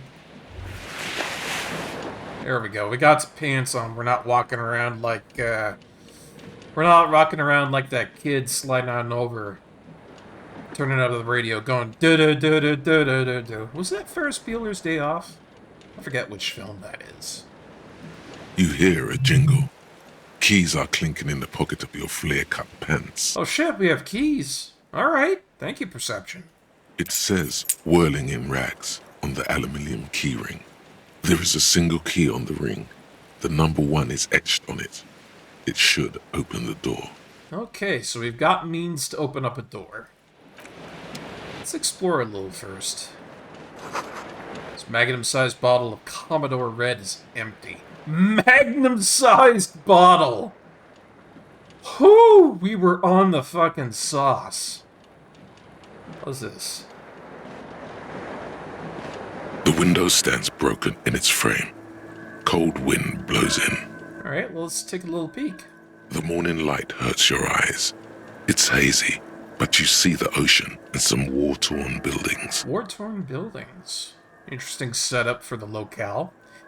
Visual calculus easy. Assess the damage. We've got a high percent of getting this one. Fingers crossed? The shards face Hey. outward. Whatever broke this window came from the inside. So did I do it? A fine web of scarring covers the back of your right hand, but none of it is recent. Huh, alright. What did it then? More likely a projectile than a held object. There are no fragments on the floor from pulling a tool back in after impact. See, I love this. I love how visual calculus just goes right into the nitty-gritty of it. We can assess the size of the impact and everything. It's cool. It is too large for a bullet, yet too small for a piece of furniture. You're looking for something heavy and larger than your fist. Yeah, visual calculus. It's a good skill. Like the green shoe that's on the hat rack in the corner, which, coincidentally, is missing its friend. Oh my god, did I really throw my shoe out the window? Congratulations. You smashed the window with your own shoe. Now you own one. If you're lucky, you can still find the other on the balcony outside. The door to it should be outside your room. I should go and get that shoe. A cool wind gushes in. Your toes curl up from the cold. Oh, shit. Good job, whoever I am. We threw our shoe out the fucking window. What's all this mess? Looks like someone tore out the tape while the song was playing. Jesus, we must have been on a real bender. This reel-to-reel tape player is still on, rolling empty. Look at that, he really... Wow, he messed that thing up. Whatever was playing, he didn't like it. What is this? Disco Ass Blazer. Amazing. I'll take it. What's going on in here? What's going on up there? This fan has two chain pull switches. One ends in a tiny fan, the other in a light bulb. A truly horrific necktie has somehow attached itself to one of the blades. How bad of a necktie are we talking? Or has it been consigned there as punishment? You feel as though this creature is your friend and wants to reattach itself to your neck so that you may continue your adventures together in this strange world. I could attempt to try and grab the tie, but that would probably be a very bad idea. I could also, like, pull on the fan, pull on the light bulb. Ew. I don't think I would want to pull on the light bulb. What if I pull on the fan, pull on one of the cords, and make it stop? The blades come squeaking to a halt. It should be easier to reach the tie now.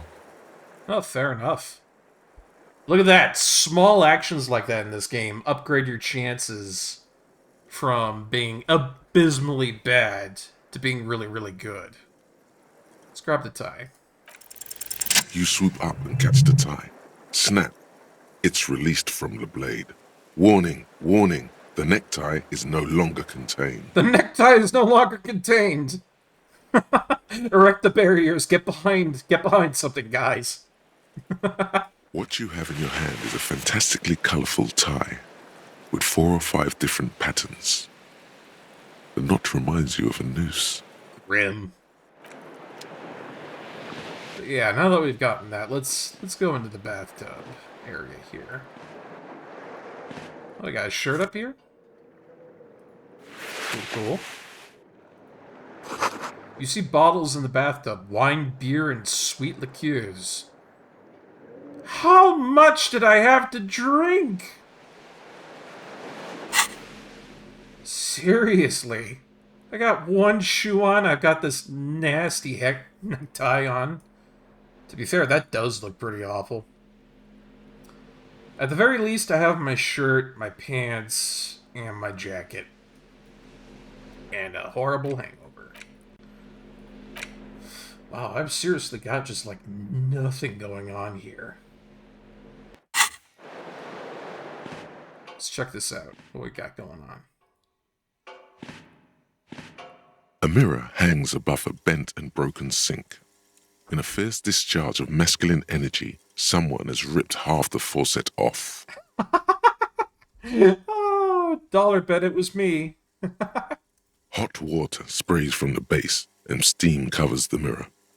You cannot see yourself, just the outline of a man. Suddenly, you realize you have no memory of the face that awaits you there, underneath the soft vapor. Wow, really? We don't know? Really? All recollection of the person you are, the people in your life, and even the world you're in has drowned in a sea of blood alcohol. This was no mere night of drinking.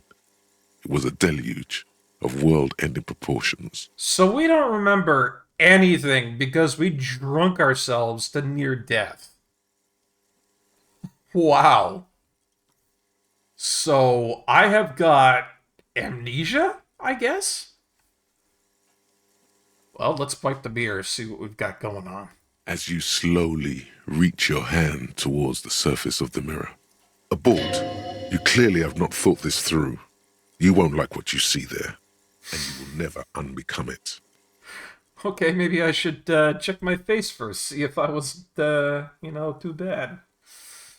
Yeah, there is definitely something wrong with it. Oh my god, what's wrong with my face? Where to even begin? There is the bloatedness, then the swollenness. It's like there's an upholstery of alcohol underneath your skin. At least my tongue is okay. It's not. Oh! Swollen and snail-like, wriggling between your fingers. Oh, no. God, I'm sorry. Bet you are. Your nose feels like a small balloon in the middle of your face. It hurts when you honk it. It doesn't appear to be a particularly tiny nose either. Not with all the drinks it's absorbed for you. Oh, God. If I club myself with a bottle, apparently it just smacked me with the ugly stick, because this is turning out to not be so hot. This is not a good time for me. Alright, let's be brave. Wipe the mirror. Behold. Ah! Well, it's not that bad. You have no idea who this thing is, do you? Well, I say that it's not that bad. Getting some real hobo vibes here. This is the face of a late-stage alcoholic. Too late. You clearly have rigor mortis on your face. Oh wait, is that an expression? Are you trying to make an expression with that face? Why? I have no idea why it's there, it just is. Please stop. It's horrible. You're scaring yourself. You couldn't stop if you wanted to. It's neurological. Oh my god, we've got this horrible expression stuck on her face. Really, if you keep acting like a superstar, you basically spend the entire game doing that. Oh yeah, Veritasu. The narrator is pretty antagonistic, and there's reasons for that. We're gonna find out. This face is horrible. I'm gonna try to stop. Oh my god. You can't stop.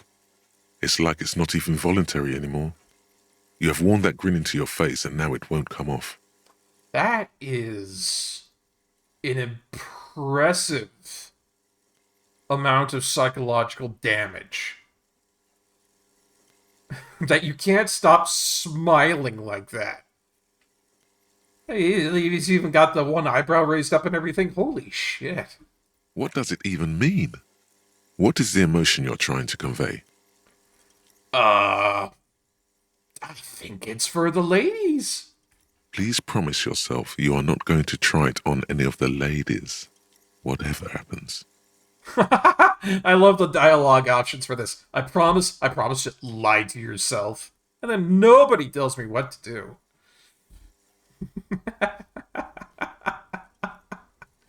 God, if this worked on ladies, it'd be a very different world. Oh. You liar. You can't even tell the truth to yourself. Go ahead. Oh my Try gosh. something. Oh my god! Yeah, it literally just says formidable and impossible to try and stop the expression from happening. This one's based in electrochemistry and this one in encyclopedia, but yeah, the chances of doing these are very, very, very low. Incredibly low. Oh yeah, it's such a sad look to get him to stop doing that. What do you guys think? Should I get him to try and, locate the source of the expression or attempt to try and stop it? You know? And that is true, Glaylib. It is a white check, so you can try it regularly and eventually get the 2 6s to do it. I'm gonna give it a shot. I'm gonna see if we can't get lucky with one of these. It belongs in Whoa! the third decade of the current century. How? Time had passed from the failure of the revolution that, for a fleeting moment, free market economy seemed like the ultimate, uncontested way of life. Hot damn, this is not something that happens a lot. So we know why the expression is here. Okay. Things were good. It was smooth sailing. People made gold and champagne-tinted interiors and facades to suit the times, calling this the new style. But more importantly, disco happened. Oh my god, guys. It's the disco expression. For Revachol, your city, that meant only one thing. Guillaume Lamillion. Guillaume Lamillion? It is French. Listen, if I didn't say this beforehand, this is a very French game. Out of the dazzling swirl of disco music, in an open air boîte de nuit, somewhere in Revachol West, Guillaume's blonde mane appeared on the screen. He sang some bullshit. Yeah. And made the expression. Yeah. This city is basically in France, so we're going to see a lot of French dialect. There's a lot of francophone stuff in this game. And I feel like it really fits how it's, trying to be about itself. Let's learn a little bit more about this. Why did I adopt it? Everyone loved it. Maybe you thought some of the stardust would rub off on you. Maybe it did. Either way, it's all gone now. Only the grimace remains. So we thought it was a popular thing to be doing back then in the time of disco. We took this expression, we ingrained it on ourselves, and, well, it badly stuck. Alright. I feel the need to add a clicking sound when I make it. The click is used to spur on a horse. It also features heavily in Guillaume Lamillion's regional mega hit, Don't Worry, Your Pretty Little Head. Okay, so it's all part of the fame and glitz and glamour. So how long ago was the new? Some 20-odd years. Oh my God, there is a vast ocean of time between right now and the expression looking good on you, or anyone. Oh no. Humanity has run aground in that time. It's a different world now. The expression is a relic. We are so washed up. 20 years? Oh, goodness. This is going to be something else, isn't it? So we got anything else up in the noggin of realization there? You have some understanding of the recent history of disco. The rest is darkness. Oh, the most important stuff. We got to know about the history of disco. That's the first thing that comes back to us as an amnesiac. Yeah, we do kind of get a feel for the kind of person we were before.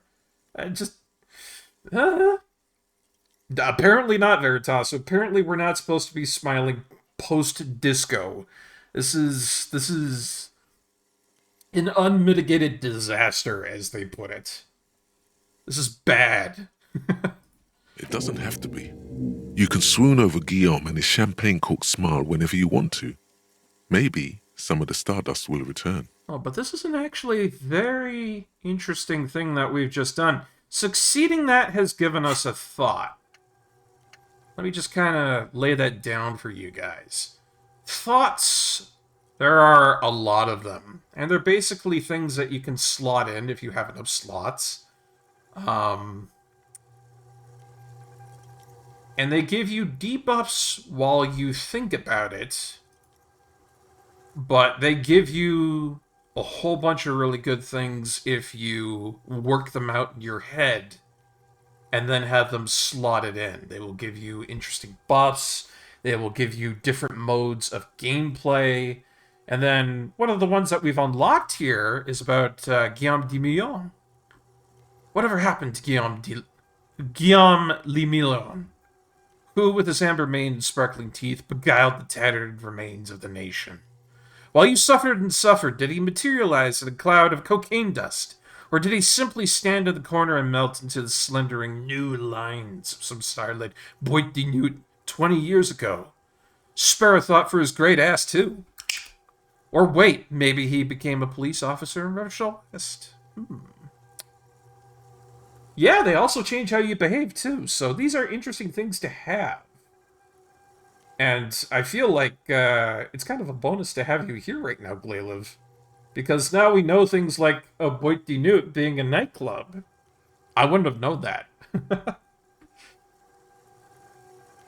So we can internalize this, but I think I'm going to keep that logic up for just a moment. So I know the origin of the look does not fucking change a thing with the electrochemistry going on for trying to stop a look. Well, I got the dice in my hands. Rattle them up, see how we go. It's too late. Like an image on film. The expression belongs to your primary motor cortex. It would take a minor neurological miracle for you to cease producing it. Yeah, that's not happening anytime soon. We got the other one, which was almost impossible, but this one, the look, it ain't going away anytime soon. If we raise our skill with electrochemistry, maybe we can get it, but I'll let the mirror be for now. That's all we can kind of do there. At least we know how we look now, to be honest. Yeah, 2 6s is the only way you could get that done. Well, I think I've gotten everything I want to see in here. Let's go ahead and open up that door. We're actually walking like a normal person now. Something on the table. What we got here? Oh, a little bit of money. Money in this game is called real. If you guys didn't know. It's very French, and I like it a lot.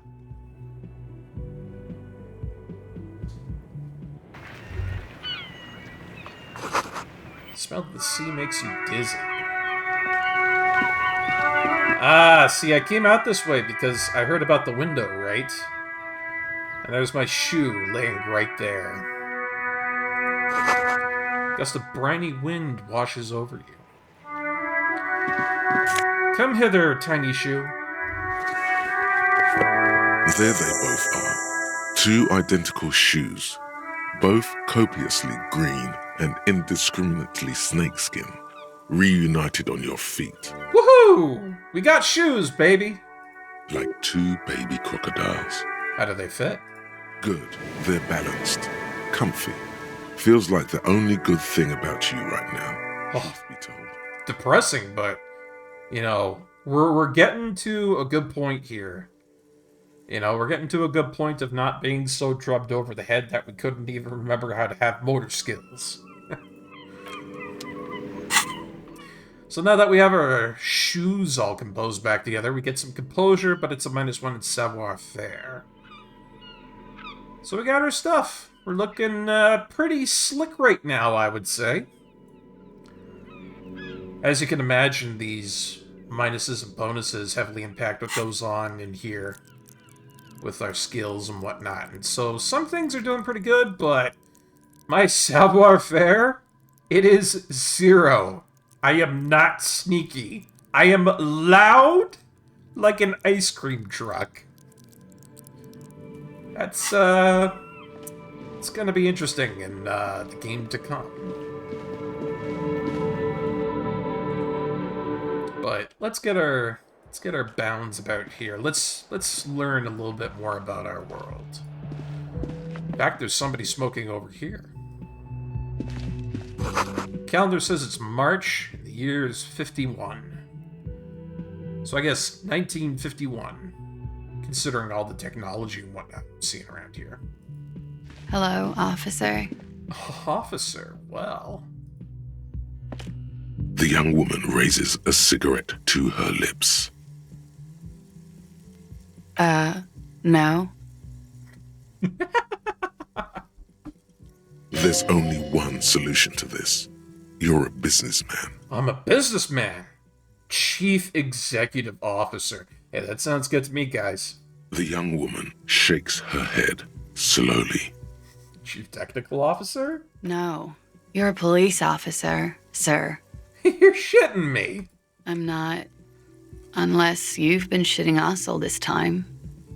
Oh boy. We've got, we got a little bit of history with this lady. I'm not sure it's going to be very good. You've been here for 3 days.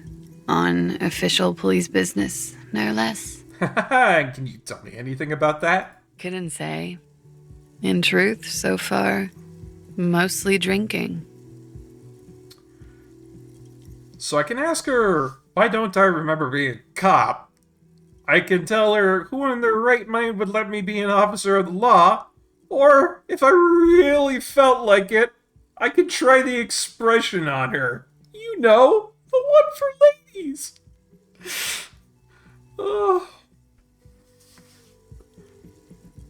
I do not care that that is a challenging suggestion.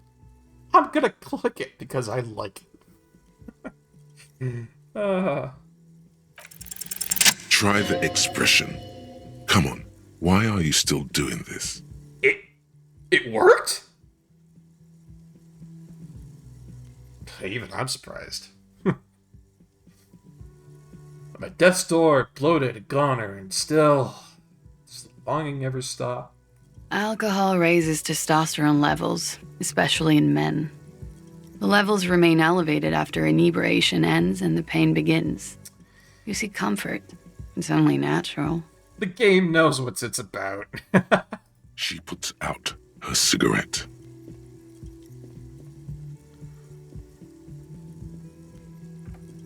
She looks back at you, a light glinting off her eyes. And now, it never stops. Goodbye.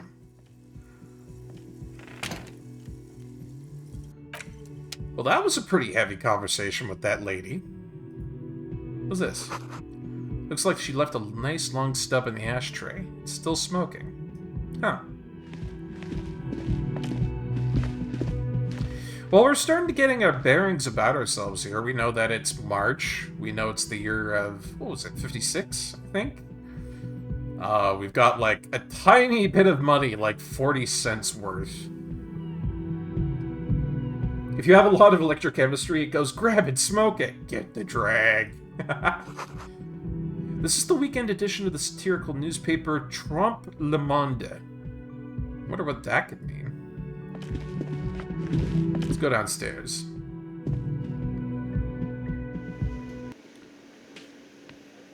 Boy, a lot of people down here. Not. Not exactly a fancy place by the looks of it, but it'll do in a pinch, I guess. Oh, hey! Trompe Le Monde means fool the world. I feel like I'm learning. There's a lot of clickable stuff down here, too. What do we got? This is where the lyrics would be. Big karaoke mic, just waiting for somebody to sing into it. Country roads, take me home. Speakers connected to the radio. The music is ceasing to be static. You should totally sing karaoke here, the first chance you get. Your emotions need to be expressed. People need to know your vast, oceanic soul. Oh my god, my soul is immense. Utterly. And it needs to be heard. Yes! Karaoke! Through a PA system. By other people. What should I sing when it comes to it? You have not yet stumbled on the right lamentation, but it's out there. It'll come to you. You will wreak havoc with it. Don't worry. Oh yes, I will lamentate like the gods. Serves them right. Wipe that smirk off their face with your sad, tragic song. Who's laughing now? No one. Thank you, Inland Empire. You really get me. You have to find something tragic to sing first, though. Oh, okay, so I need a song. What else do we have around here? Nosafed, +1 to health. I would imagine this is like healing items, so yeah, I'd heal mine if I just yoink. We got a water cooler over here, typical of most hotels, I would imagine. Maybe got some lemon in there. Menu has been wiped clean. The only word is Monday written on it. Huh. Ooh, what's this?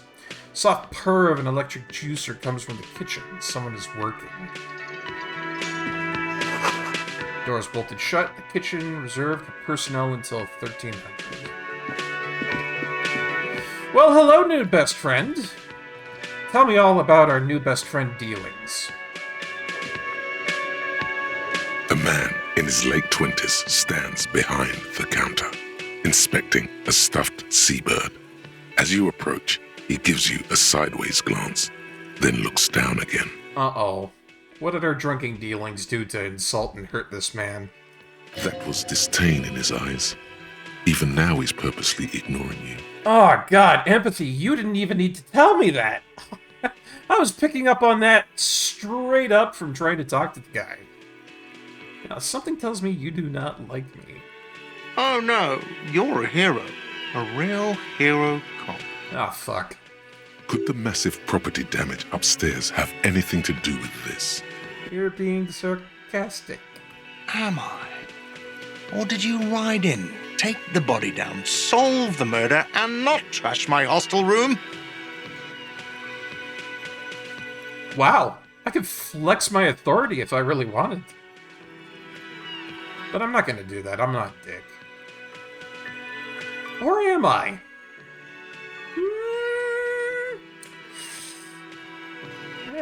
Well, it's probably not a good idea to antagonize the cafeteria manager any more than he's already at. You're right, you didn't, and it's only taken you 3 days not to. So, what have I been doing?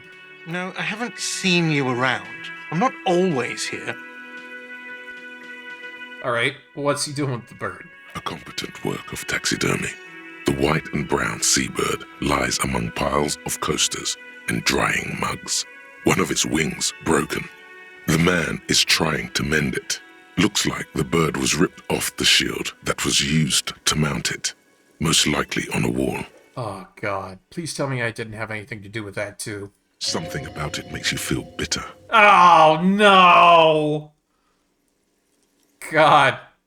They were not lying when they said a deluge of alcohol. I mean, I'll be honest, like, IRL, I like to have a couple of drinks here and there, and back when I was younger, I had a couple of rowdy days. You know, I went to a party house that they kind of had designated for all my buddies and whatnot, and things got rowdy around there, and I've seen property damage. I've seen, you know, goofy stuff happen. One of the funniest things that I've ever seen in my life was one of my super-de-duper drunk friends went into the bathroom trying to look for Pepto-Bismol because her stomach was feeling bad, and decided that drinking calamine lotion was a perfectly good way to give himself gastric reflux. It did not end up well, and it did not sound pretty either, but, you know, when you're drunk as all hell, you start laughing off your ass at stuff like that because it's so silly. This, in comparison, this is way more than a bit of calamine motion. Or lotion. This is an apocalypse. We've torn a bird off a wall, I'm imagining. We have destroyed a room, mucked up the glass. The faucet is broken. It's quite something. Look, your buddy is over there. Why don't you go and talk to him, okay? Listen, I'm a cop, and I talk to whomever I please. I'm starting to get a little tired of you not being respectful here, sir. He pretends not to hear you, concentrating on the bird instead. Wow, this guy. Alright, fine. Gonna be like that. What do we got here? Mess hall reserved for union members. Doors open at 1600. Time to beat the best character, and I cannot agree with you more, Glaliv. It's this lady over here. Hello, sweetie. Gosh, the cryptozoologist. Everybody loves the cryptozoologist. From everyone I've heard talking about Disco Elysium, Lena here, top tier character. Everybody loves her. She even calls us sweetie. I mean, who calls us that in real life? I don't think we get compliments like that, you know, willy-nilly like she will give them out. So it's pretty clear to see that she's the best character. Nah, bullshit you guys. It's this guy over here. A bespectacled man in an orange bomber jacket is tapping his foot on the floor. Looks like he's waiting for someone. Hello, Kim Kitsuragi. As you approach, he narrows his eyes and extends his hand in greeting. Oh, it's a formality, but he's pissed with me, I can tell. If an assault were launched on this building right now, if the windows came crashing down and the whole world descended upon you, this man would hurl himself in death's way to save you. You are sure of this, but why? Hold on, who is he to me? No, actually shake his hand. Hello. I'm Kim Kitsuragi, Lieutenant, Precinct 57. You must be from the 41st. You realize he's waiting for your name. Oh, fuck. This is your chance to come up with a really good name for yourself. Get creative. Conceptualize. Yeah, Esprit de Corps is, cops, and it helps to relate to Kim. That's for sure. So, I could tell him that I don't know my name, I could say nothing. Or I could try to give myself a good name here. And it's a 58% chance it's not bad. I'm gonna go for it. Concentration makes you squint your eyes. Your name should be deep gold and orange, like a forest fire looming on the horizon, but mixed with the stench of liquor rising from your breath. You're 2 steps closer to it, but there are still many to go. Holy shit, conceptualization. This is what we're talking about here. It's like some of these skills, if they pop off, they go hard in that direction. It's nice to hear. It is not yet time. Okay, then. I feel like I waved my hand in front of Kim Kitsuragi doing that. And Kim just kind of stared at me like, did you just try to do a Jedi mind trick on me? Are you for real? It looks like we had a little scheduling error on Sunday. Saturday too, actually. Have you had time to talk to the manager here? Yes, I have. If you don't mind, we should talk to him again. Ask him for a rundown of the area. Now that I'm here as well. I understand the scene is out back, right? It also wouldn't hurt to assure him the police are finally here. In full force, I mean. Have you mapped out the initial interviews?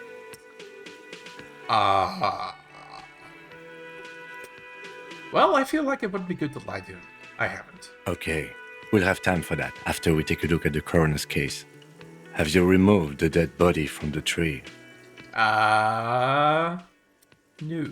So, the body is still in the tree. This is the first time you detect a weariness in the lieutenant's voice. It is obvious he would have preferred for the body to no longer be in the tree. Saddle up, Kim. This is not the first fuck-up that you're going to enjoy alongside me. Saddle up. Where it has been hanging for 7 days straight. We should go there as soon as we are done talking to the owner. Alright, well, I'm going to try and be professional about this. We've been doing pretty good so far, so if I can keep this fake it till you make it roll going, After you, officer.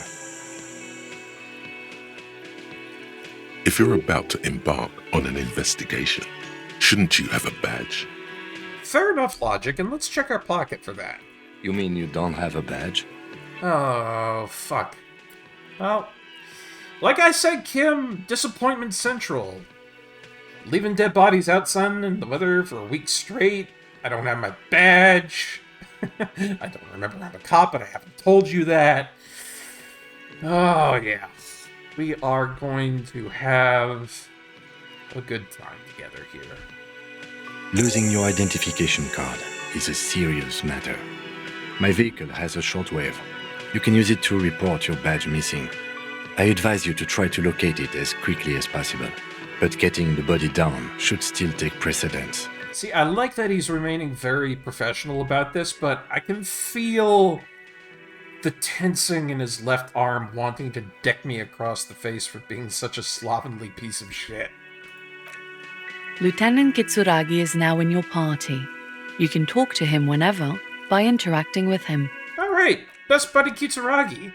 You and me, dude. Let's go talk to that manager over there, see what's up.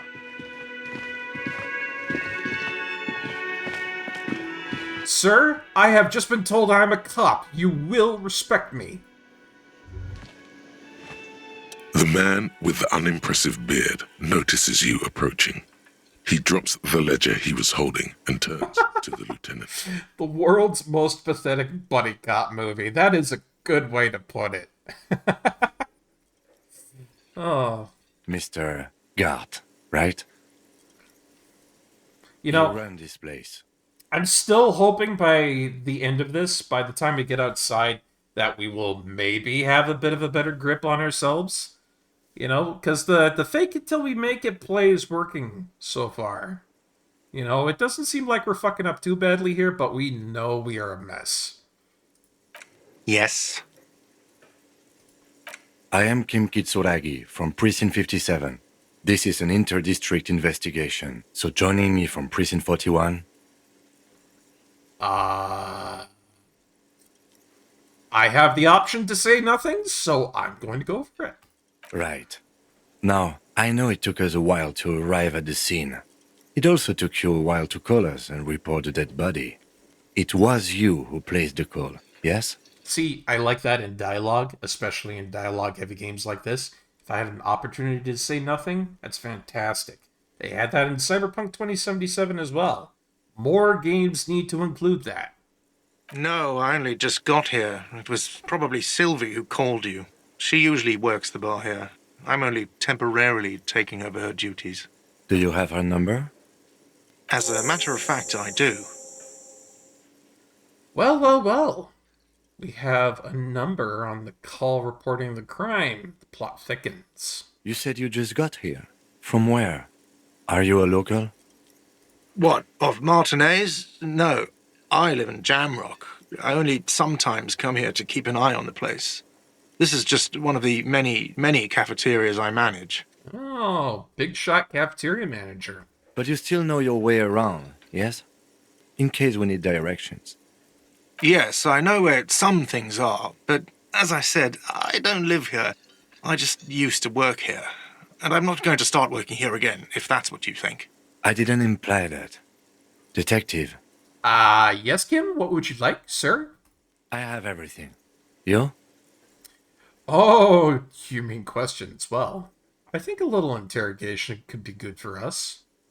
Yes, yes. He means, do you have questions for me, like a police officer would? Okay. I mean, I get that I was a shit tenant, but a little respect here. I'm a cop. Alright, where exactly is the body? Behind this building, there's a courtyard. They hoisted him up on a tree there. That's easy. See that door there? First you exit through that. Then, to your right, you should see a big hole in the fence. A really big one. You can get to the courtyard through there. No need for the keys. The hole is big enough for the Franco-Nigerian cavalry to fit through. I'm really not appreciating the snark here, Gart. If you could, pump the brakes for just a second or two. Does he want you to feel guilty of making that hole? It's implied in his voice. Seriously, he's just ragging on me left, right, and center. Like, gosh, where do we catch a break here? I don't know who killed him. I'm not the police. That's your job. Well then, did you kill him?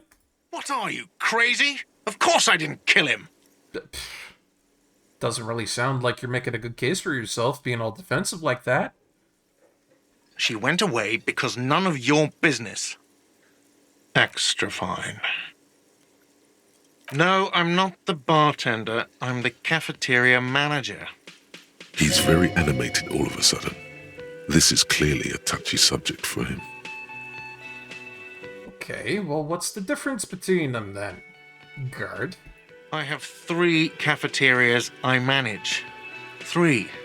Get over it. Man. Let's go. Not so fast. You owe me 130 real. Whoa, 130? I only have like 40 cents. No one is saying the multi-pattern necktie you found tied to the ceiling fan can talk. No. Uh-oh. It must be merely imagination. But... Oh, here we go, everybody. Let's bail! time to push the eject button. Sounds like a responsibility. You don't like those. Oh my god. No, don't listen to him. It's madness. Just talk. Wow. The options we have right now. Oh. So, I could ask him what real is, what money is. I could say I don't owe him shit. Or, I could use my worst skill in the entire game to try and get away. And listen to the horrific necktie. You know what? I'm gonna go for this one.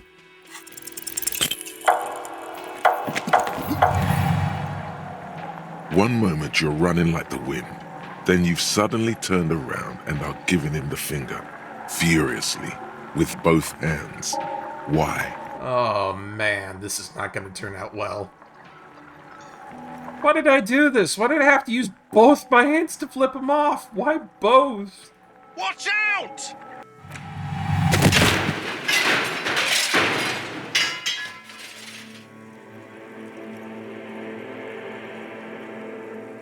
Everything goes dark. Uh-oh.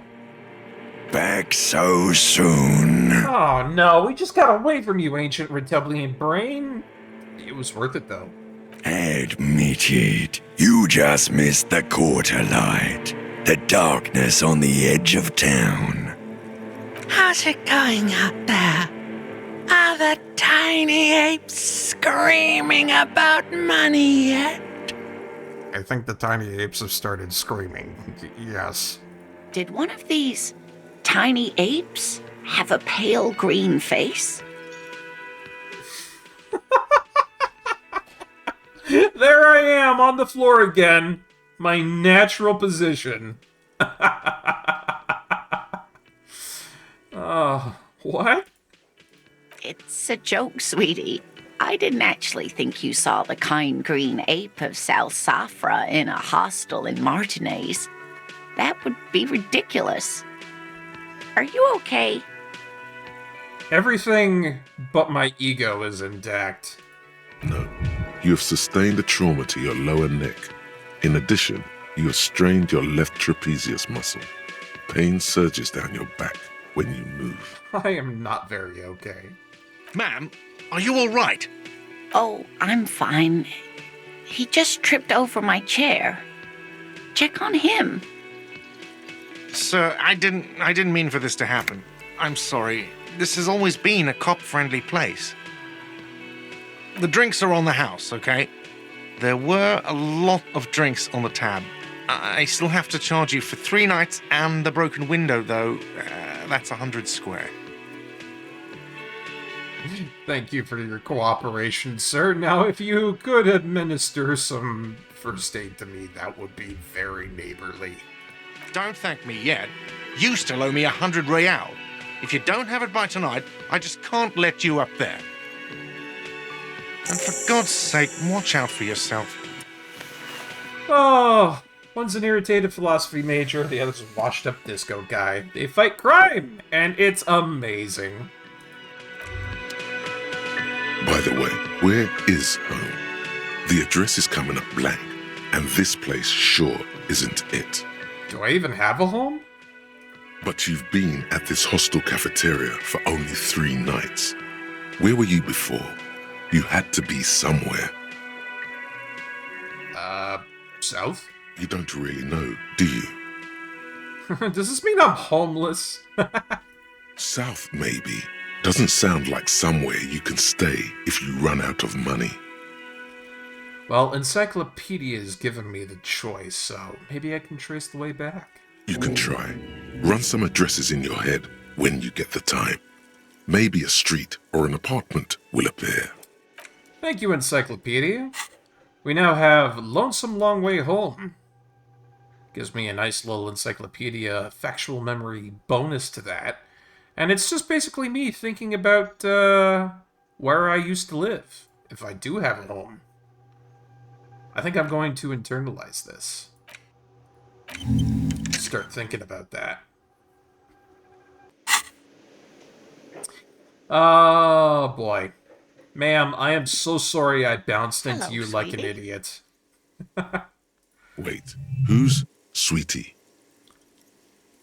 Who's Sweetie? Why, you are, officer.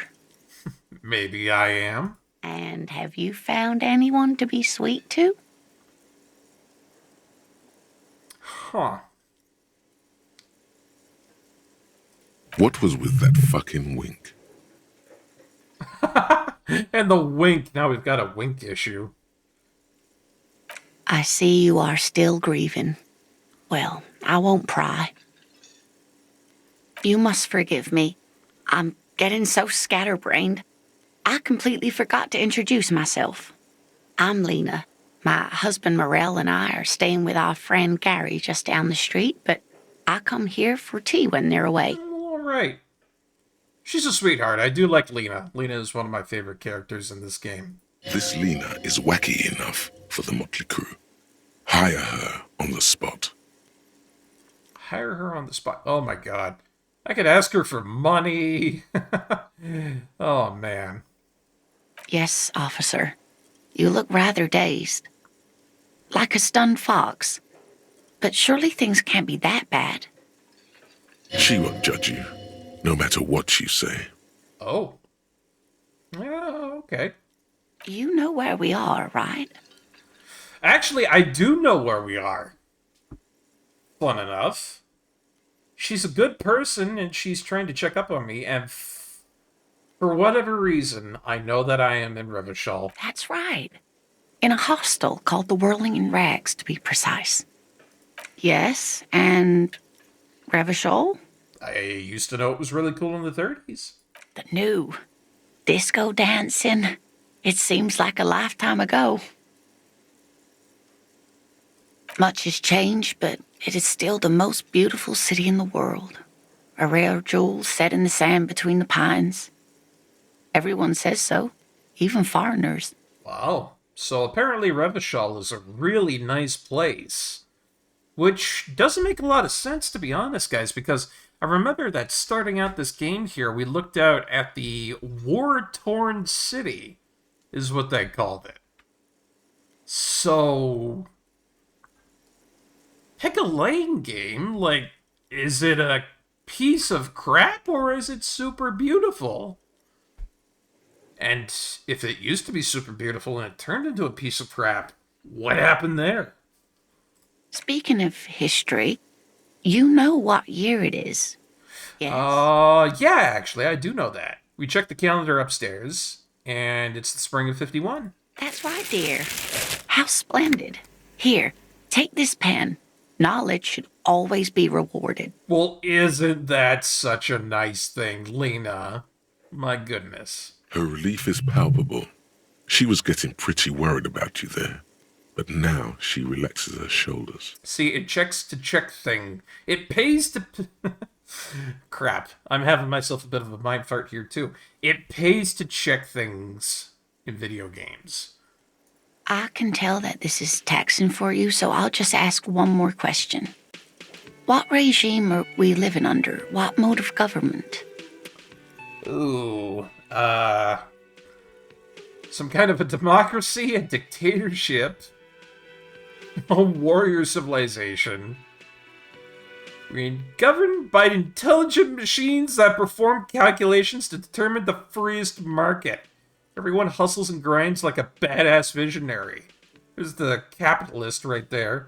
Radios are being used to control people's minds and distort our perception of reality, concealing our true masters, foreigners and women. Listen, that's the game saying that, not me, guys. The game gets a little extreme sometimes, and that's definitely one of those points where it can be. Or I could just say I'm living under a cop regime. Oh, what should I pick? I'm gonna go with the cop regime. Actually, we are not.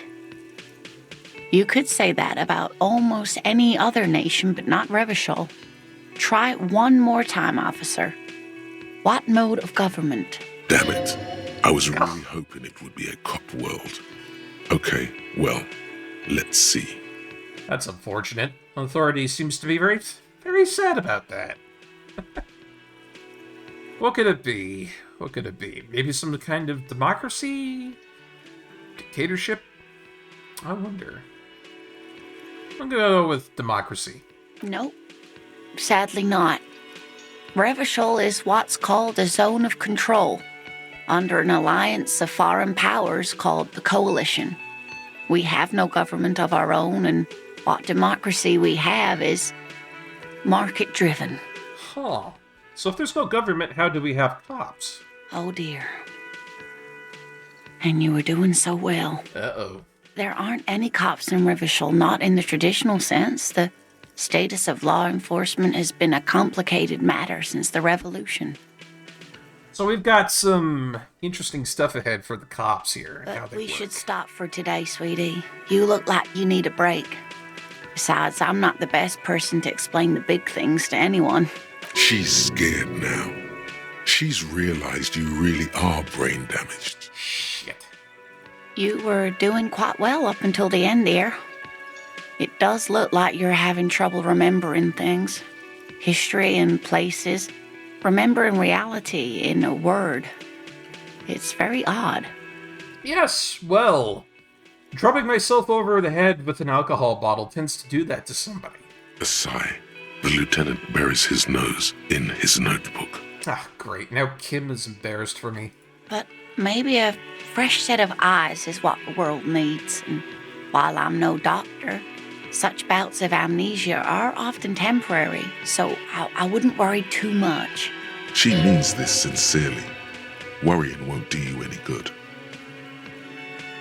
Someone more educated in sweeping matters. Maybe you should ask. Oh, I should talk to Kim about this. No, I'm not an encyclopedia. I won't be a guide either. I'm a detective. And a detective he will be when we come back after this break. See you then, folks.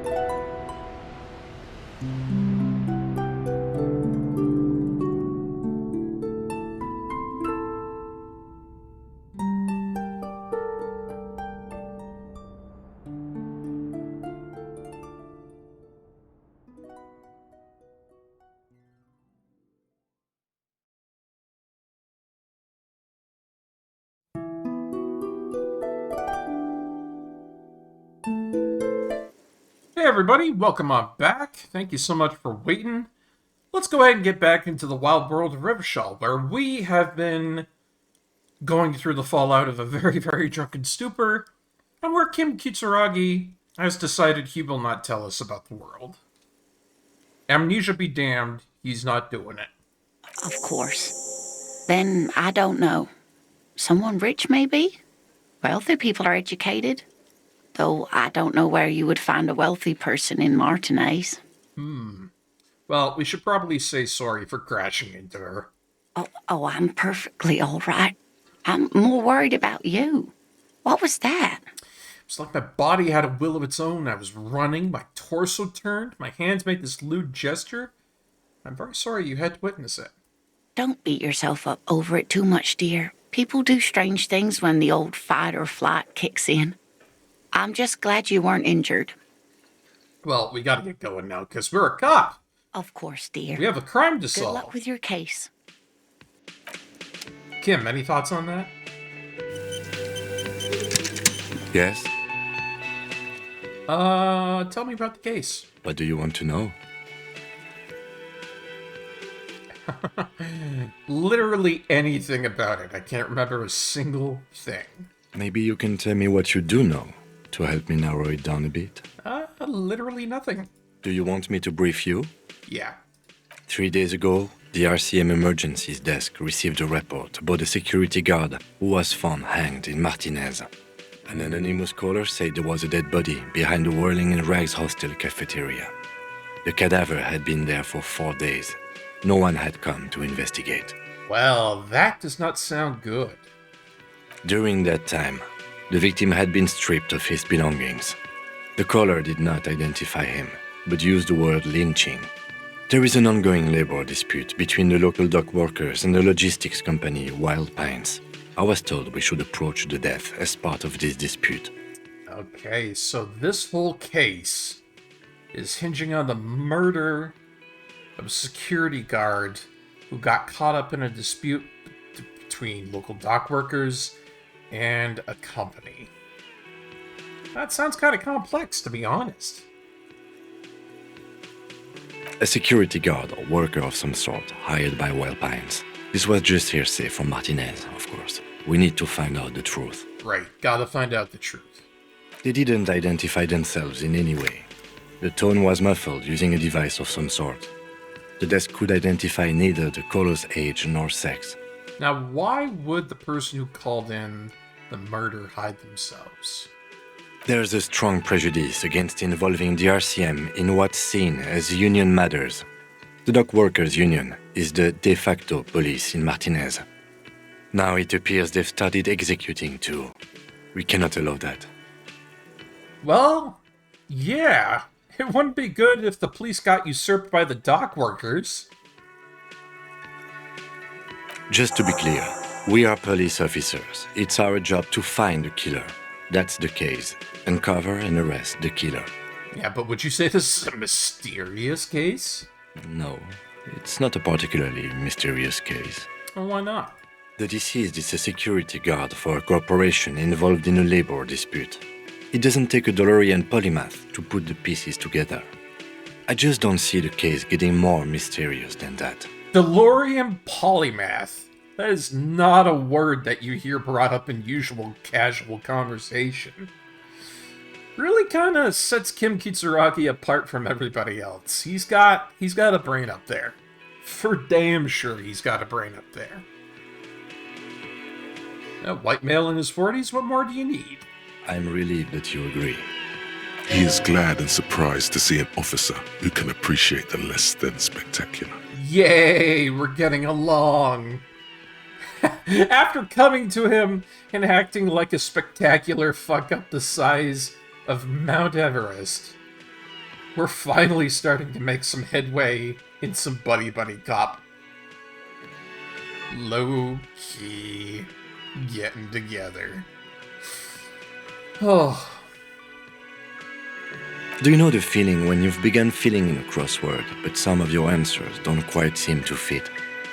That's the feeling I have right now, for some reason. Dude, I know exactly what you mean. It will turn into quite the puzzle yet. I'm afraid. Good. Alright, well, I think that's everything I want to ask him. Let's check out that item that we got. Pen with a green ape head on one end. The ape has closed its eyes, kind of expression adorning its face. Seems to be meditating and is worth $1.35. Very nice. Alright, let's get out of here. Let's get into Revachol proper.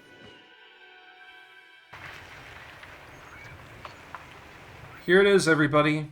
Beautiful, snowy Revachol. We're going to be spending a lot of our time here, so I hope you guys get used to it. What we got over here? Heap of snow melts in this wheelbarrow.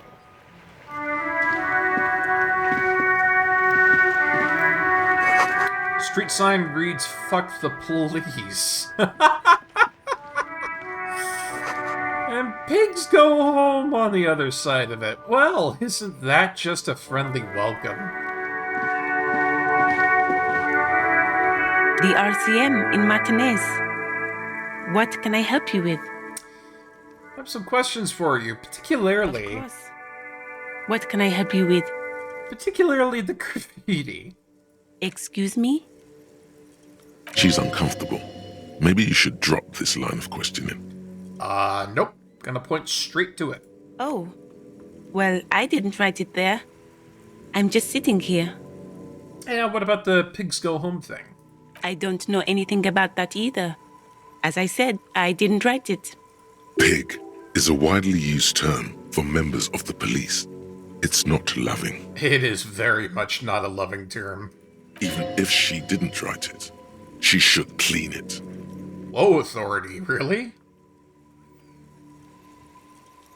It's alright, I'm just asking. Jeez. Okay. Well, who is she exactly? Let's learn. Me? I am just a gardener. I'm working. I have a greenhouse in the yard there. I've been trying to get some work done. There's discomfort. She stops mid-sentence. Yeah, but... Well, as you probably know, there's a corpse hanging from a tree there. It smells pretty bad, so I have to take breaks. Yeah, that thing's been up there for a week, so I kind of understand where you're coming from, lady. Don't worry, miss. We are here to clean it up. You can get to work soon. Mm-hmm. Of course. I won't hold you back. Her gloves. You get the feeling that you need them. You have a dead body to deal with after all. Fair enough, Inland Empire. Let's ask her for those gloves. Sure. Keep them. I have another pair. Wow.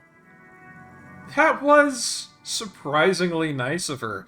Usually people don't just hand you things and say, here you go, but...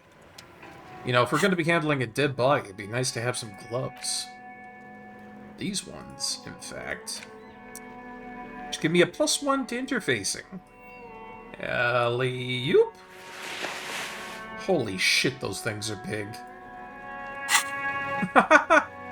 Well, again, if I'm going to be interacting with a dead body, these are probably going to be primo for helping me out with that. Bottles inside. You can pick them up if you had a bag. Interesting. We're on Rue de Saint-Ghislain 8B. I imagine that's a street name? What is this? An old call box with a matrix of push buttons lists all the companies in the East Delta Commerce Center. Whoa, that is a lot of options! Usually when a game like this gives you options for what you can put in, it doesn't give you 12 options. But nope. Disco Elysium, it comes right into it, gives you every option you can conceive under the sun. Alright, let's try them out. Main hall, building A. An off-key melody starts playing after you ring the doorbell. Then a woman picks up the receiver. Fair enough. Kuno, please stop calling here. Grown-ups don't have time for your stupid games. Who is Kuno?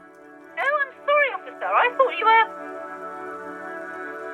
The doorbell is broken, and the bookstore shouldn't even be on the list anymore, so I can't help you. Please don't call here again. Thanks. Oh, fair enough. A single beep indicates that the line has gone dead. So somebody's been mucking around with that phone line. To be fair, for a building like this, it's normal to have that many. And I agree. It's just games like these usually don't have this. Which I think is kind of crazy. But also really good. See, that's one of the things about Disco Elysium I really like. It is true to life in many, many places. And it makes me happy that it does that. Let's try out Andrew Orlando Harris, CA. You ring the doorbell, but no one answers. No, nobody there. What an ominous name for a hair salon. Doesn't bode well for anyone's hair. I agree, that is kind of spooky sounding. What about Artemep's boxing for young athletes in gym? All you hear is static, but no one answers the call. 24-hour window? You ring the doorbell, but nothing happens. How about Emma's fashion atelier?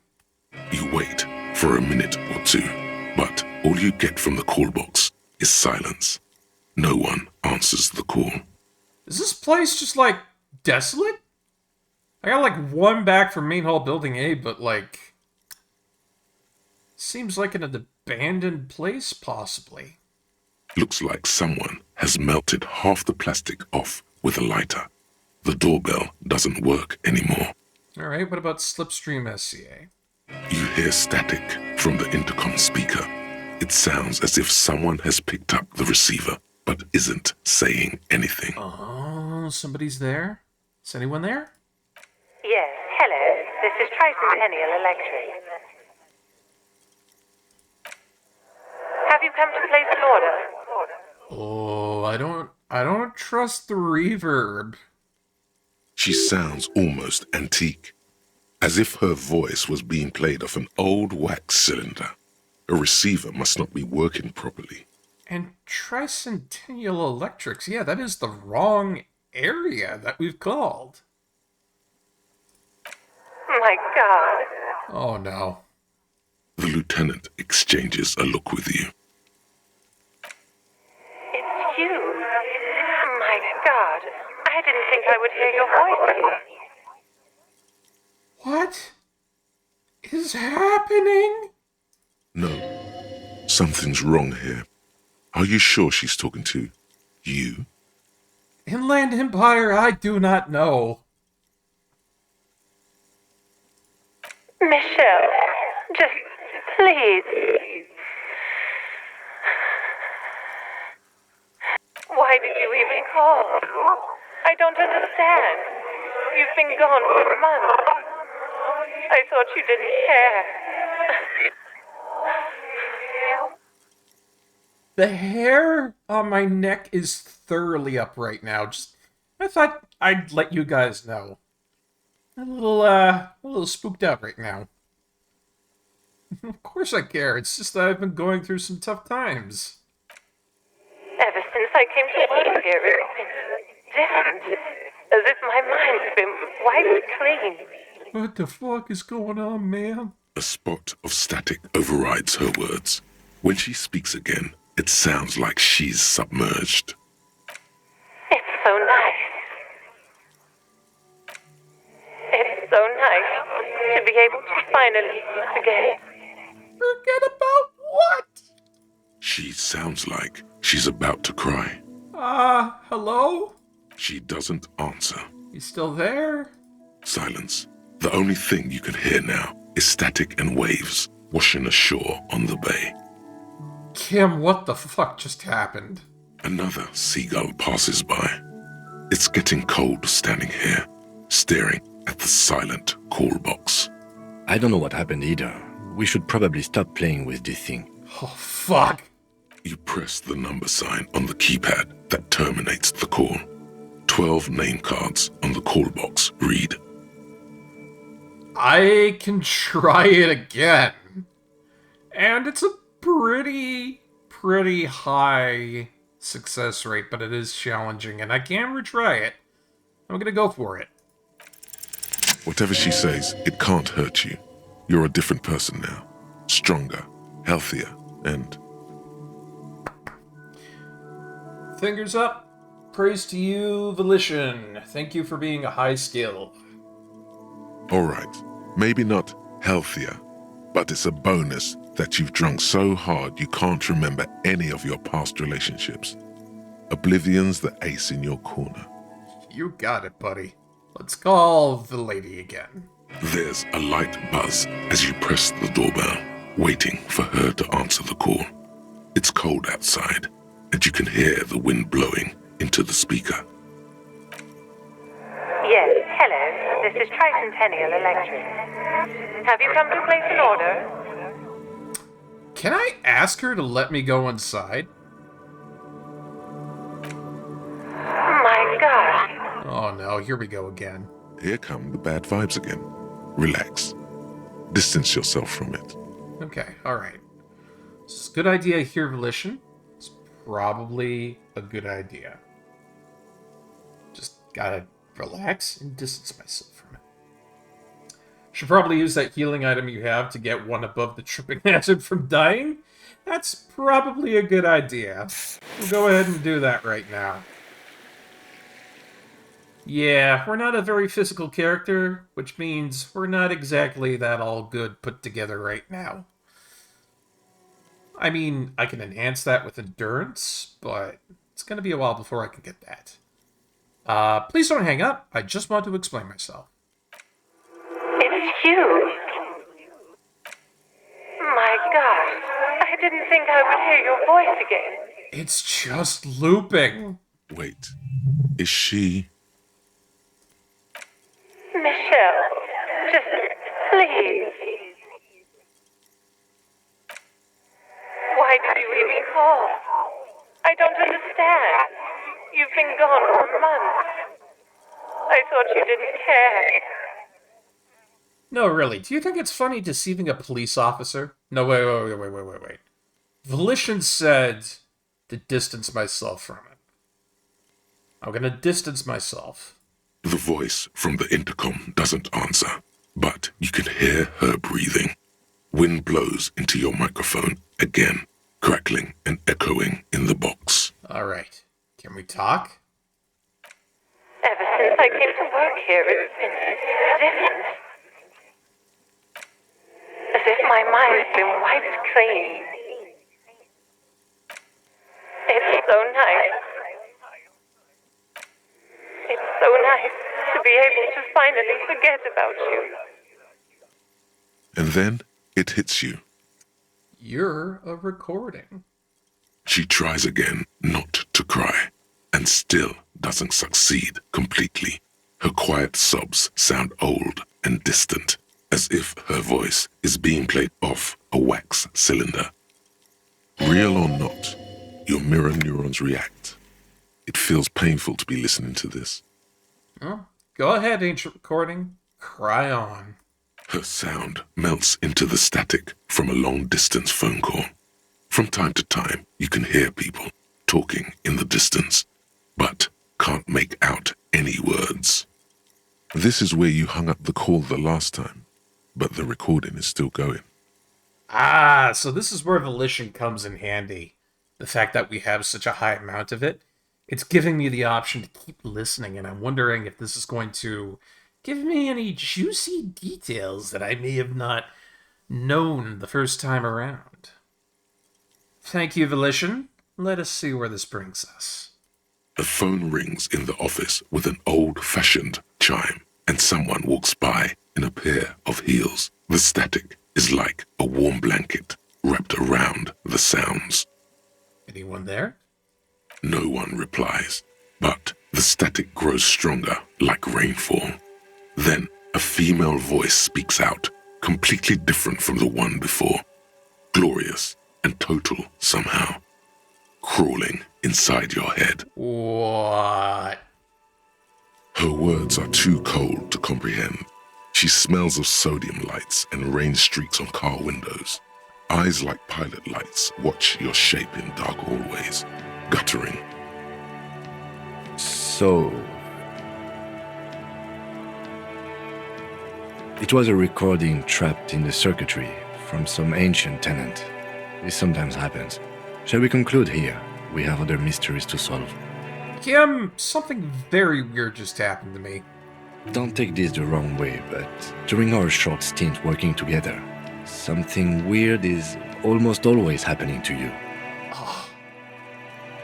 Man, that hurt harder than you would imagine, Kim.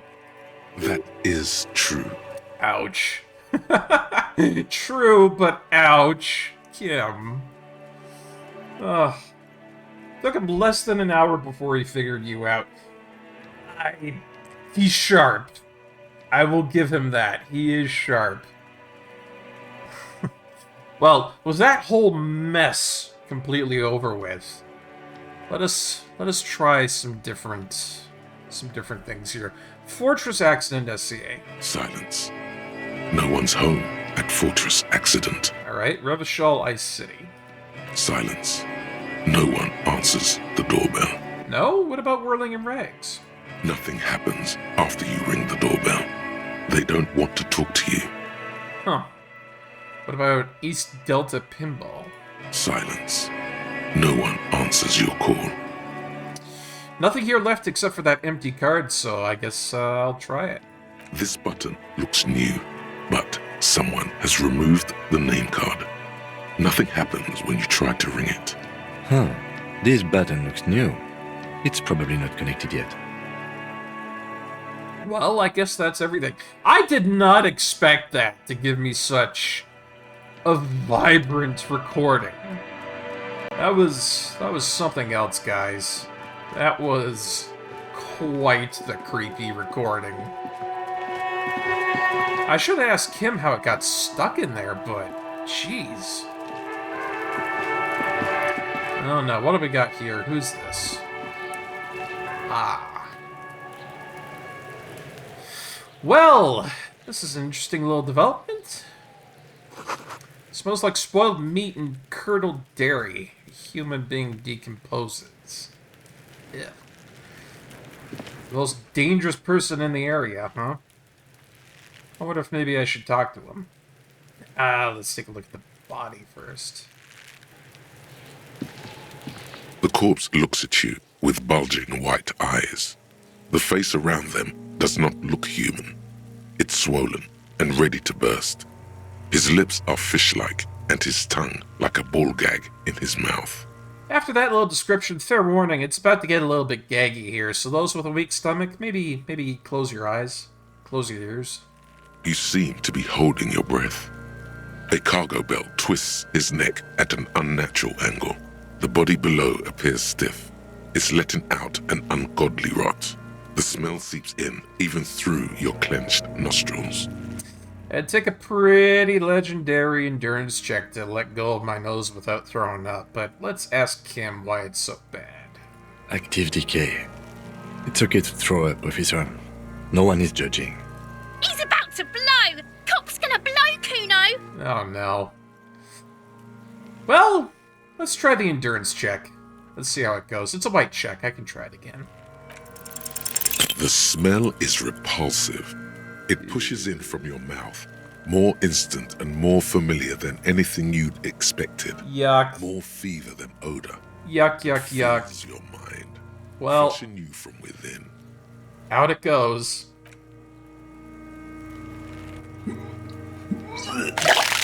Blech. Well, at least I'm getting some of it out of my system. You feel a great force ringing from your stomach. Your body curls and pushes it out, burst by burst. Ugh, nasty. Until a pool of vomit lies under your feet, and your throat stings from the stomach acid. It's okay. Happens to everyone. Keep it. Oh, thank you. The hangover is clearly making this worse for you. You could use some ammonia to clear your head. Oh, okay. Well, where do we get ammonia? That young woman, the gardener, mentioned she used salts for the smell. Cool. If she doesn't have any, there might be some in the fridge store nearby. Fair enough. Acquiring ammonia will provide a modifier to the white check. Modifiers make checks easier and allow you to retry them. Gotcha.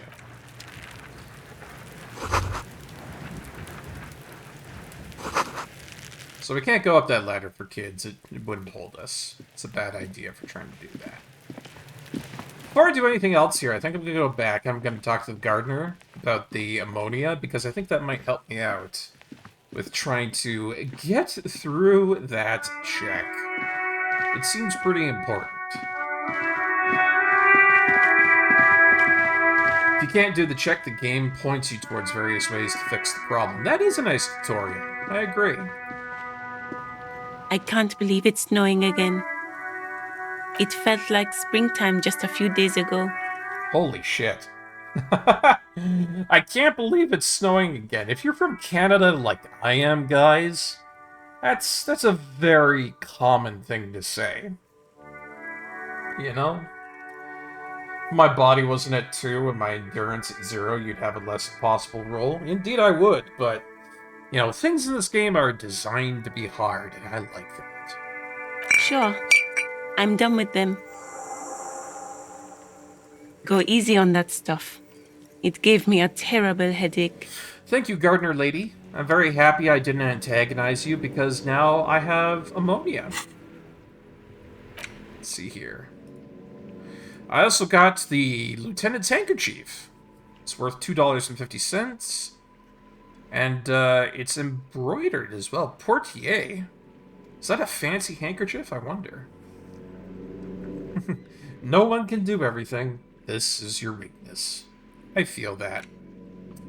A thin glass tube wrapped in cotton netting, used to treat fainting spells, and produced by Saint Baptiste Pharmaceuticals. Yeah, that's a good question, Glailev. If that's not his, then who is Portier? Makes the mind wonder. Oh, hey, this car's lighting up whenever I hover over it. Let's take a look at it. Before you stands a motor carriage. The bodywork is covered in blue and white livery, bearing the number 57. A Capri Kinema. That is just such a cool looking car.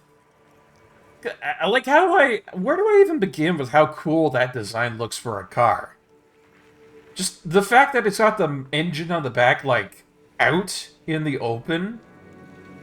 The fact that it looks like an old style carriage, but at the same time, yeah, it's retro-futuristic. Oh, what's the word I want to use for this? The zeitgeist stew, I guess I could say. What comes from this is strikingly incredible.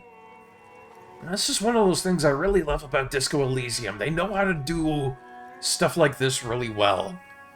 And it's one of the parts of this where I feel bad that they're not going to make a second Disco Elysium, but then at the same time, it's one of the parts that I feel great about them not making a second one. This is unique. This is unique to Disco Elysium. There's nothing like it, and I love it. Nearby traffic jam also has a lot of amazing examples of motor vehicles in this game. I agree. And we'll get to see those.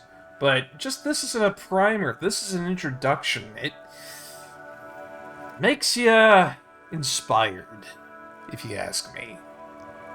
I like this. I like it a lot. Vapor emanates from the large engine on the back of the vehicle. It hasn't had time to cool off yet. This must be the infernal machine that tore you from oblivion. Aha! The Capri Kinema woke me up. In the cabin, you are welcomed by a set of steering levers, a radio microphone on a hook, a pull-out toolbox under the seat, and the soft glow of the fuel preheater gauge. Yeah, Kim woke us up arriving. Kim, what were we looking at? What is this machine? Tell me, man. Tell me, my friend. This is the Capri Kinema, my motor carriage. You can use the toolbox and the radio if you'd like. Well, why, thank you, Kim. That's very understanding and nice of you. Motor carriage, motor carriage. Something bad with a motor carriage. A dark lump rises in your throat. Inland Empire back again telling me that motor carriage is not a good thing to be hearing. Oh, but I can also figure it out, too, that must be what woke me up when you arrived in Martinez. The infernal noise. Yes, sorry about that. The Kupris Kinema does have a rather distinctive engine sound. He says it with very badly concealed pride. Ah ha ha! You like your cars, Kim. Nothing. It's probably nothing. Forget I brought it up. Please proceed with the carefree lollygagging. Fuck you, Inland Empire. If you're gonna give me a sinking feeling and then just be like, afterwards. I'm disgusted with you right now. Can we turn it on and drive somewhere? No, I'm afraid not. We have a murder case on our hands, remember? Oh, fair enough. So do all policemen in the RCM have such cool motor carriages, Kim?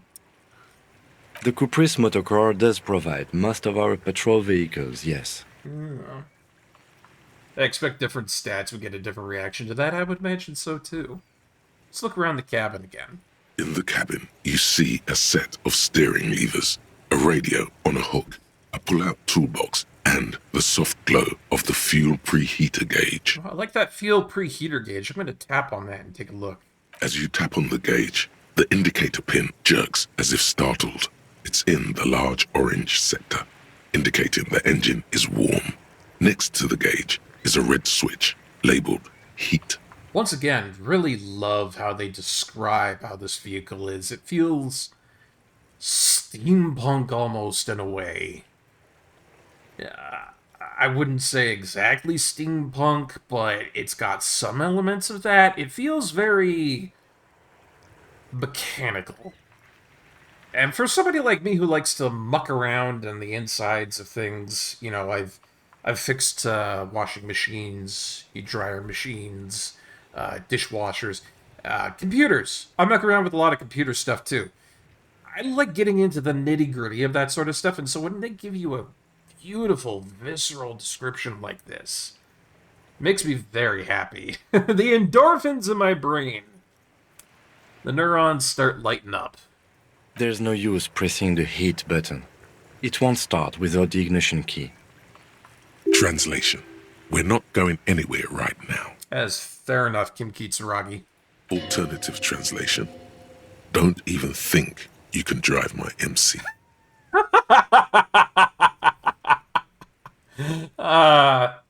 Authority got it bang on. Rhetoric was close, but authority knew what was going down. I love that. Kim being possessive of his MC. That's bueno. The white suede feels luxurious under the touch, and the metal clutch handle so very familiar in your palm. Alright, well let's check out that pull-out toolbox, see what we got here. A metallic drawer slides out from under the seat and clicks into place. The tools inside are neatly organized. Right? That's nice. There are a lot of games out there where they take your stats and they take them at face value. And I mean, fair enough, that's okay. But I like that stats have been integrated into you interacting with the world. It's nice having that feedback, that connection to things on who you are. I like that a lot. Take what you need, officer. It's going to be a long case. I'm not protective of my tools, like some men are. He's clearly a little protective of his tools. But what can you do? Work is work. Fair enough. I will grab everything I can. The pry bar feels nice and cold in your hand, heavier than you'd think. Useful for opening all sorts of doors and lids. Fair enough. All right, we've got a pry bar. I'll take those chain cutters. The handles are long and sleek. Snap, snap, go the cutters in your hand. Nice, and I'll take that hand-cranked flashlight, too. It's robust, weatherproof, and well-made. Police issue, blue. Lets you see things in the dark you would otherwise miss. Very nice perception. The pull-out toolbox slides back into its nest. Preheater gauge casts a warm glow on the steering levers and the radio on its hook. Alright, so thanks to Kim, we have a couple of tools of the trade here that we can work with. This is nice. Yeah, if you have a lot of authority, It just brims. And I like that too. I like that you should keep things moderate. And if you put a whole bunch of points into one stat, if you do a dump stat run, things get weird. Weirder than usual. Weird enough that I'm gonna pick up the radio. The frequency tableau lights up, and the green button labeled Prime Line glows like a feline eye. And then you hear something. The soft purr of electrical kittens. Radio waves cast far and wide over the metropolis. A woman's voice greets you through the static. This is Precinct 57. Hello, Lieutenant. How may I assist you? Hello, Alice. Please assist our colleague from the 41st Precinct here. I'm putting him on. Come in, Delta 10. This is Firewalker. Copy. Wrong. Wrong. Wrong. Hi, Alice. This is the officer from the 41st Precinct speaking. Nice to meet you. Stay professional. This is Officer Alice Demetri, Precinct 57. How may I assist you? Okay. I need to get connected up to that civilian, and this is part of one of our quests here, if I remember correctly, because we want to figure out who made the call reporting the crime. So this is a part of the actual case. Of course. What is the number, officer? Kim, back me up here. Yes, hold on. Her number is 005 1944 298. Okay. Received.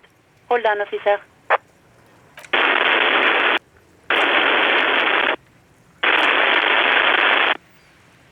Start slapping a marching rhythm on your thighs. Yeah, let's go for it. Give it a minute. She might be busy at the moment. Takes a bit to get to the phone. Yeah, okay. Just wait. Relax. Okay.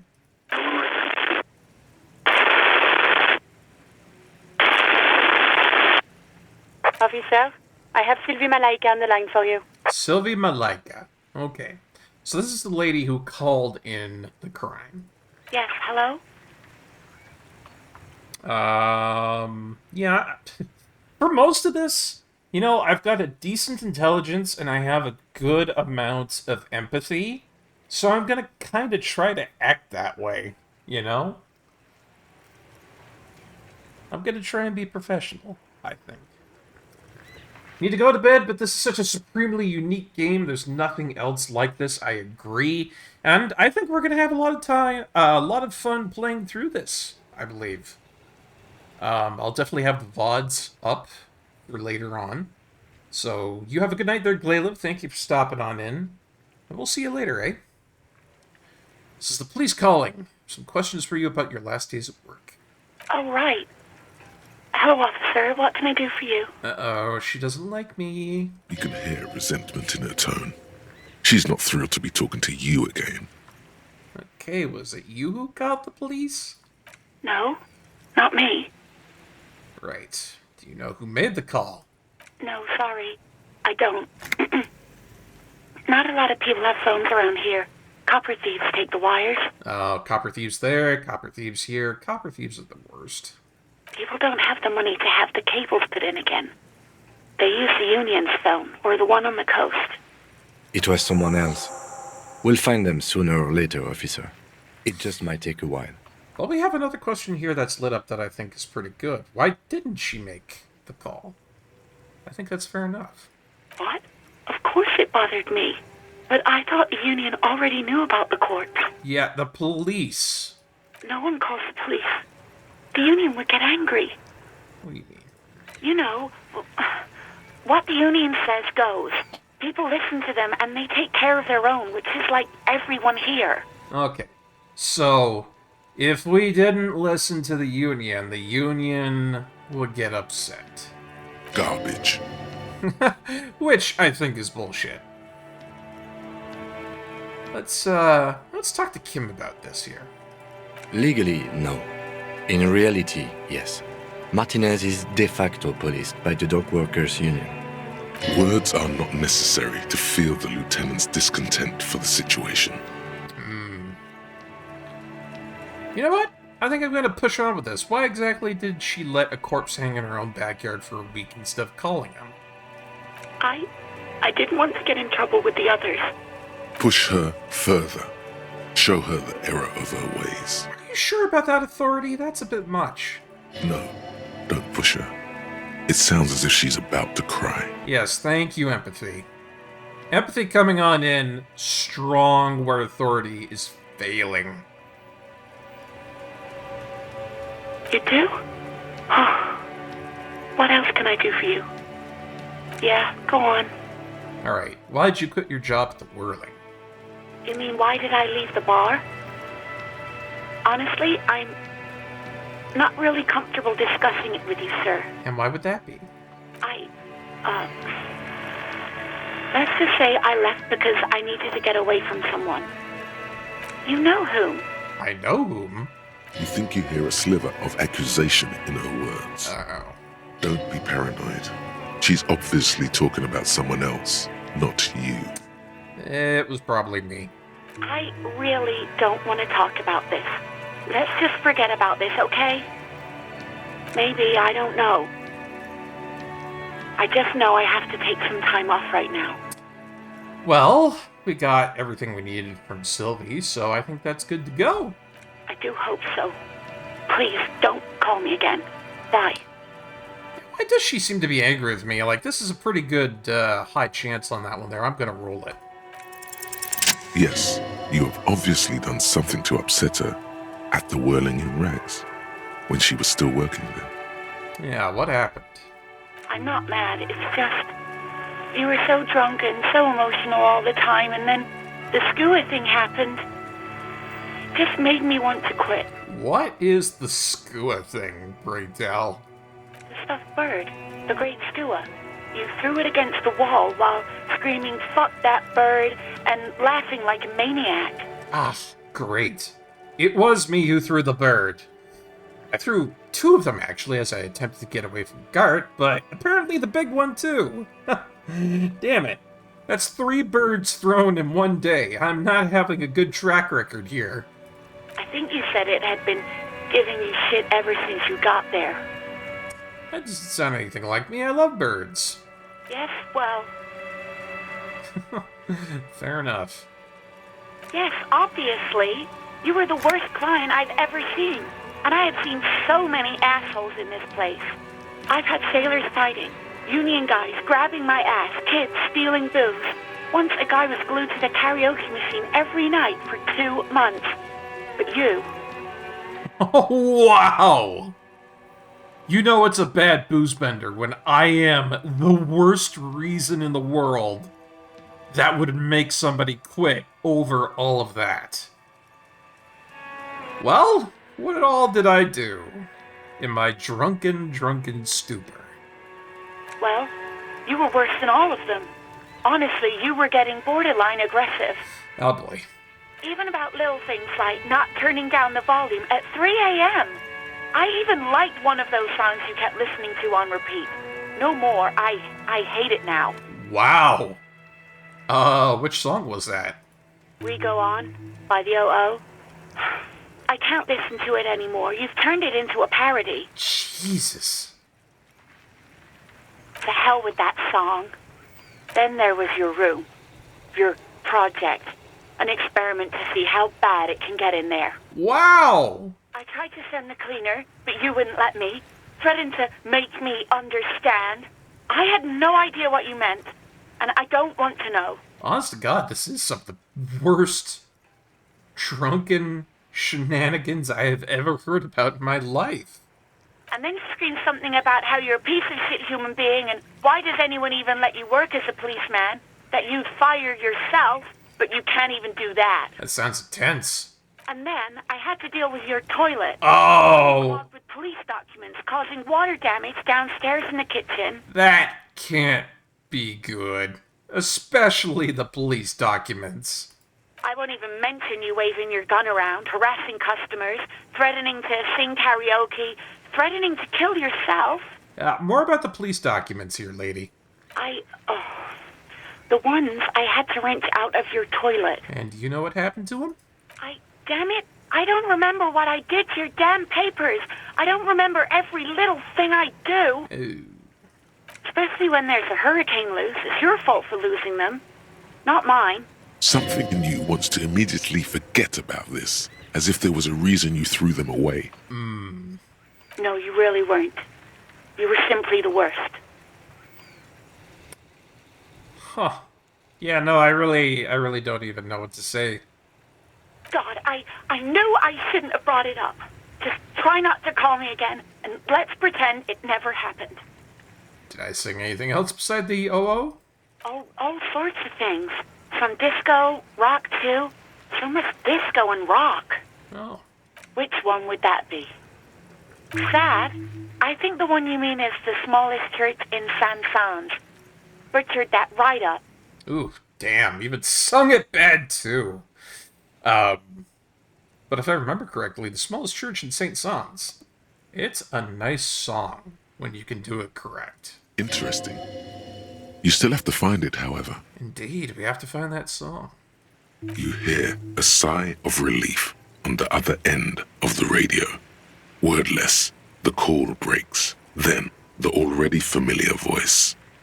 Anything else I can help you with, officer? No, I think I'm done for the radio right now. 57's over and out. In the cabin, you see a set of steering levers, a radio on a hook, a pull-out toolbox, and the soft glow of the fuel preheater gauge. Alright, well, I think I'm going to go ahead and save up my game here, folks. Get that all wrapped up and put on our reps, as it should. Oh, man, today was a bit of a day, I have to tell you guys. I didn't think Cyberpunk 2077 would jam up that badly. Again, let me express my distinct apologies for having that be an issue. I probably should have taken a little bit of a look further into the game to see if it was feasible or not. Usually I do that. That's usually on my checklist for trying to figure out if something's good or not. And that was my bad for, not checking that out better. So I apologize, and I hope you do forgive me for that. Otherwise, we had a really good start up into some Disco Elysium. This is going to be our mainline game, I think. We're going to be playing this throughout the greater part of the month, I would imagine. We'll try to beat this. And I'm thinking because it is a bit of a sparse game in some areas, I might try to find another game to play alongside with it that isn't too intensive. Maybe something that's a little bit more cheery and a little bit more peppy, so we can have our moods picked up and then subsequently brought down and then picked up again afterwards. I think I have a few ideas for what that might be, but we'll have to have a nice little think on that. Otherwise, I'd like to thank everybody for coming on in tonight. I think that'll be it for tonight's stream. I know it wasn't the longest out of the most, but I'm damn hungry, and I know that if I continue to stream when I'm hungry, I start to make some pretty stupid slip-ups.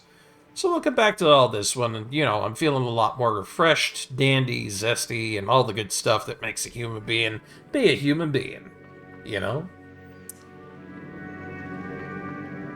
Not that hard, really. I've been to more upbeat funerals. Not a complaint, mind you. Fair enough, Veritasu, fair enough. Alright, let's go ahead and find somebody to raid with our beautiful, beautiful curated rating system. But doink, all I have to do is press a button and it goes.